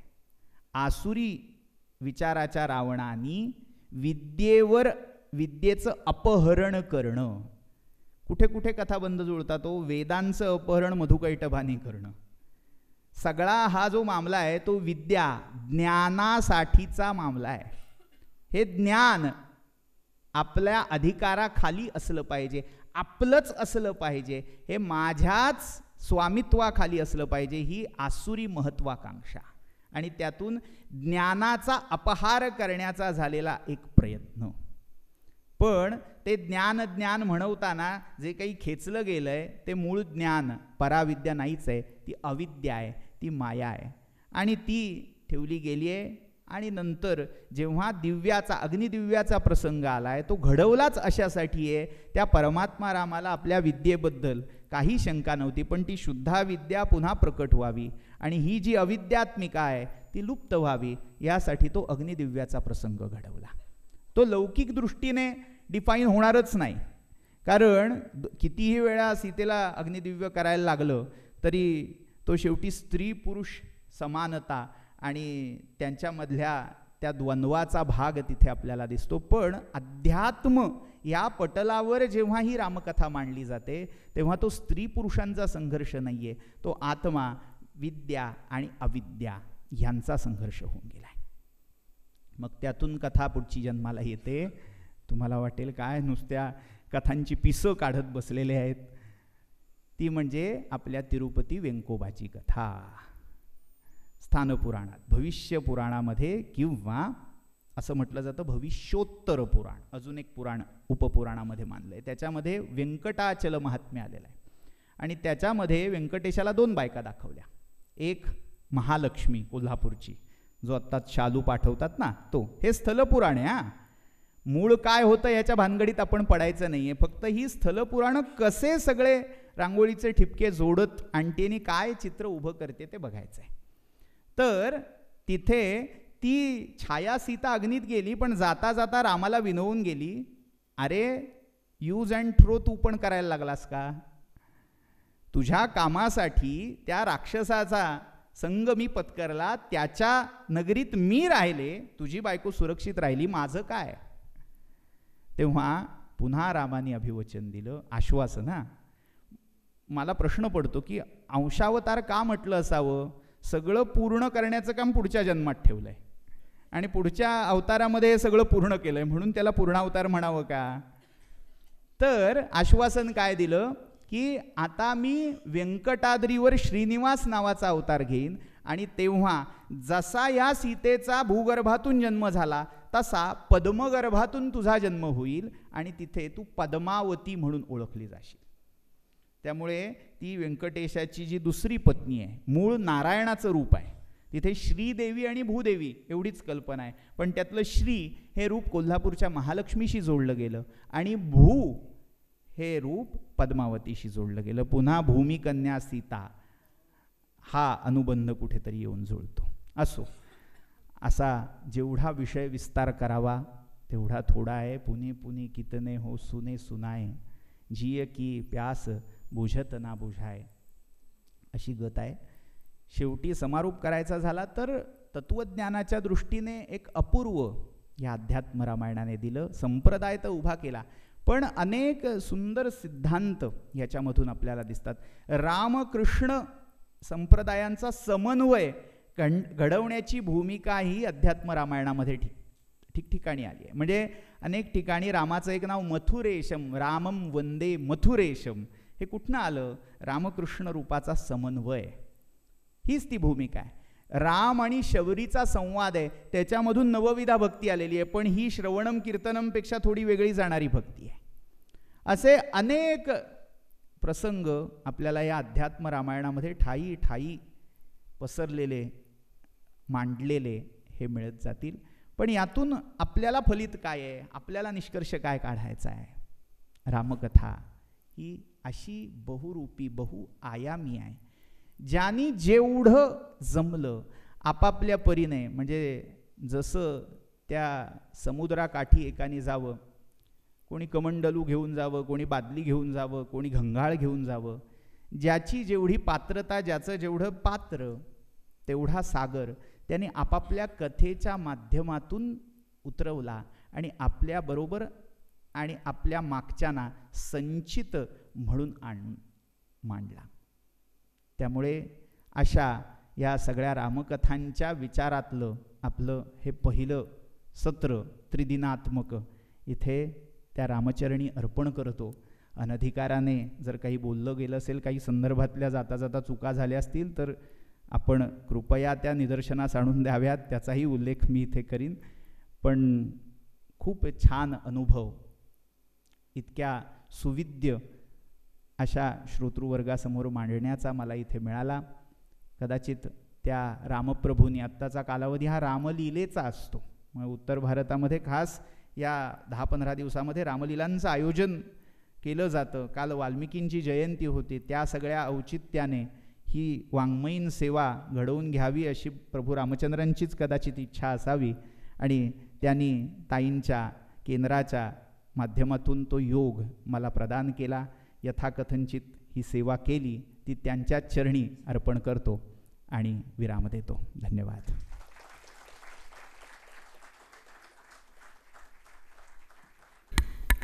ही व्याख्यानमाला व्हावी ही दोन्ही रामचंद्रांची इच्छा होती असं मला वाटतं.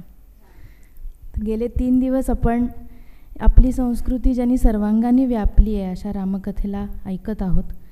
म्हणून मला कबीरांचा दोहा आठवतो, कस्तुरी कुंडल बसई मृग ढूंढई वन माही ऐसे घट घट राम है दुनिया देखे नाही. तर अशा बहुरूपी रामकथा आपण ऐकत राहणार आहोत, कारण 1 महिन्याआड 3 व्याख्यानांचं सत्र अशा पद्धतीने ही व्याख्यानमाला पुढेही चालू राहणार आहे आणि त्याचं निमंत्रण आपल्यापर्यंत लवकरच पोचेल. मी अरुणात त्यांना विनंती करते की त्यांनी 2 शब्द बोलावे. ज्यांची काय वाणी म्हणू, मला खरं अहोजाहो म्हणवत नाही आहे. हा अतिशय तरुण माणूस की ज्याला काहीतरी एक सिद्धी मिळालेली आहे असं मी म्हणते. ती सिद्धी अशी आहे की इतक्या निरनिराळ्या गोष्टी संस्कृतीमधल्या, स्मरणशक्ती तर अफाट आहेच, पण आपल्याला जे दुवे दिसत नाहीत, जे लक्षात येत नाहीत सहजासहजी, ते याला दिसतात. ही सिद्धी आहे. पण त्याबरोबरच एखादी सिद्धी मिळाल्यानंतर ती सिद्धी पेलण्यासाठी म्हणून स्वतःची एक साधना लागते. ती साधनाही या माणसाने केलेली आहे. त्यामुळे ती सगळी बौद्धिक साधना त्याच्याजवळ आहे. संस्कृतीमध्ये काय झालं म्हणू की वरवर पाहताना एकमेकांशी संबंध नसलेल्या अशा अनेक गोष्टी एकाच वेळेला पुढे येत असतात. याचं कारण की संस्कृती ही काही कोणीतरी ठरवून आखीव रेखीव अशी निर्माण केलेली गोष्टच नाही. ती माणसांच्या जगण्यातून, जनसमूहातून निर्माण झालेली आहे. आणि विशेषतः भारतासारख्या भूमीमध्ये की जिथे नाना प्रकारचे जनसमूह नाना पातळ्यांवर जगतायत आणि विविध धारणा घेऊन जगतायत, त्या सगळ्यांचे एकमेकांशी संघर्ष आणि संवाद होत होत काहीतरी एक संस्कृतीची वीण तयार झालेली आहे. त्याच्यातून आपण एका अवतरण आणि उद्धरण असं जे म्हटलेलं आहे, उत्तर वर जाणं, तर त्या दिशा स्पष्ट करणं हे सुद्धा या माणसाने इतक्या जाणीवपूर्वक आणि फार छान पद्धतीने आपल्यासमोर ठेवलेला आहे की या 3 दिवसामध्ये अतिशय तृप्त करणारा अनुभव त्यांनी आपल्याला दिला आहे. तुमच्या सगळ्यांच्या वतीने माझं व्यक्तिगत कौतुक म्हणून, पण तुमचं प्रतिनिधित्व करत मी त्याला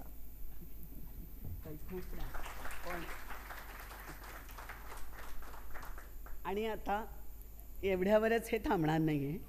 याचं कारण असं आहे की मध्ये मध्ये आपण जी 1 महिन्याआड 3 व्याख्यानं घेणार आहोत, त्यामध्ये गौरी माहुलीकरांच्यासारख्या काय झालं म्हणू की संस्कृतज्ञ, पूर्वी मुंबई विद्यापीठाच्या संस्कृत विभाग प्रमुख होत्या, आता केरळमधल्या एका इन्स्टिट्यूटचं प्रमुखत्व त्या सांभाळत आहेत. त्या बोलतील डिसेंबरमध्ये. 8, 9, 10 या तारखा आत्ताच नोंदवून ठेवा. आपण जागा हीच या रामकथांसाठी कायम ठेवणार आहोत. तेव्हा इथे त्या बोलतील. मग जानेवारी महिना जाईल आणि फेब्रुवारीमध्ये आपल्याला काल ज्या इथे उपस्थित होत्या त्या अंजली पर्वते, डॉक्टर अंजली पर्वते, त्या रामकथेवरच त्यांची PhD आहे, त्या बोलतील. त्याच्यानंतर मंजुषा गोखले आहेत, परिणिता देशपांडे आहेत. हे निरनिराळ्या प्रकाराने संस्कृत ग्रंथांचा अभ्यास करणारे लोक जे आहेत ते आपल्यापुढे रामकथा ठेवणार आहेत. आणि लक्षात आलं असेल की हा केवढा मोठा पसारा आहे. एक रामायण म्हटलं तरी संस्कृतीची किती अंग त्याच्यामध्ये ओवली गेलेली आहेत आणि कशा प्रकारे रामकथा आपल्या पुढे येते हे या सगळ्यांच्या बोलण्यामधून, विवरणामधून आपल्या समोर यावं. आणि या निमित्ताने रामायण आणि महाभारत ही दोन, मी सुरुवातीलाच म्हटलं की ही भारतीय संस्कृतीला अंतर्गतरित्या जोडणारी अंतसूत्र असं म्हणूया अशी ही दोन, आणि बृहत्तर भारतामध्ये सुद्धा त्यालाही आपल्याशी जोडून घेणारी अशी जी सूत्रं आहेत, ही सूत्रं आपल्यासमोर या निमित्ताने अधिक बळकटपणाने पुढे यावीत, अधिक स्पष्टपणाने पुढे यावीत हा प्रयत्न आहे. अनेक वेळा आणि आजपर्यंत अनेक बाजूंनी पारमार्थिक आणि धार्मिक किंवा आध्यात्मिक म्हणूया अशा दृष्टीने रामकथेचं विवरण आपण ऐकलेलं आहे. हे त्याच्यापेक्षा थोडं वेगळं, पण तुम्हाला रामकथाच्या घडणीचा आलोक आणि त्यामागे असलेल्या सामाजिक धारणांचा आलोक हा आपल्यासमोर स्पष्ट व्हावा यासाठीचा हा आमच्या केंद्राचा छोटासा प्रयत्न आहे. मी सुरुवातीलाच म्हटलं की अण्णांना राम हा त्यांच्या पिंड प्रकृतीला अधिक पचेल रुचेल अशा प्रकारचा काय महाकाव्याचा नायक होता आणि त्यांचं नाव रामचंद्र होतं हे सोडाच, पण खरोखरच त्यांना रामकथा ही फार प्रिय होती. एका बाजूला स्त्री असं म्हणून सीतेचं दुःख जाणत असतानासुद्धा सीतेचा त्याग करणारा राम हा स्वतःही तितक्याच वेदना भोगत होता असं म्हणून ते रामाला न्याय देण्याचा प्रयत्न सतत करत असत, हेही आज माझ्या आठवणीत आहे. तेव्हा या निमित्ताने केंद्राने त्यांच्याही स्मृतीला पुढे नेणं आणि अशा नव्या माणसांच्या काय ज्याला म्हणू विवरणातून, विवेचनातून अधिक प्रगल्भपणाने अण्णांचे विचार सूत्र पुढे जात आहेत हे बघूनही आम्हाला सगळ्यांना फार आनंद होतो. तेव्हा व्यक्तिगत माझ्या वतीने नाही, तुमच्या सगळ्यांच्या वतीने नाही, केंद्राच्या आणि अण्णांच्या वतीने सुद्धा मी याला मनापासून आशीर्वाद देते आणि शुभेच्छा देते.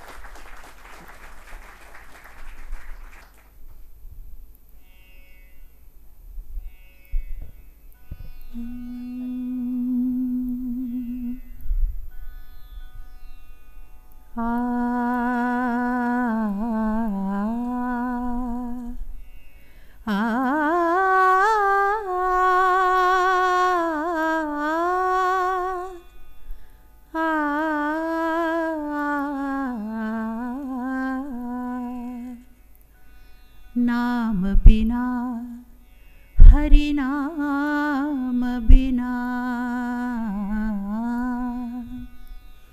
नाम बिना हरि नाम बिना, हरि नाम बिना हरि भजन बिना, नाम बिना हरि नाम बिना, हरि नाम बिना हरि भजन बिना. जल जयो ऐसो जीवना, जल जयो ऐसो जीवना, हरि नाम बिना हरि भजन बिना. मंदिर सुना, मंदिर सुना एक दीप बिना, दीप सुना एक ज्योति बिना, हरि नाम बिना हरि भजन बिना. पर्वत सुना, पर्वत सुना एक वृक्ष बिना, वृक्ष सुना एक पर्ण बिना, हरि नाम बिना हरि भजन बिना. भजन बिना हरि नाम बिना, हरि नाम बिना हरि भजन बिना हरि नाम बिना। प्रजा सुनी प्रजा सुनी प्रजा सुनी एक राज बिना। राज सुना एक न्याय बिना हरि नाम बिना। हरि भजन बिना भजन बिना हरि नाम बिना। भजन बिना हरि नाम बिना। हरि नाम बिना हरि भजन बिना हरि नाम बिना। कहत कबीरा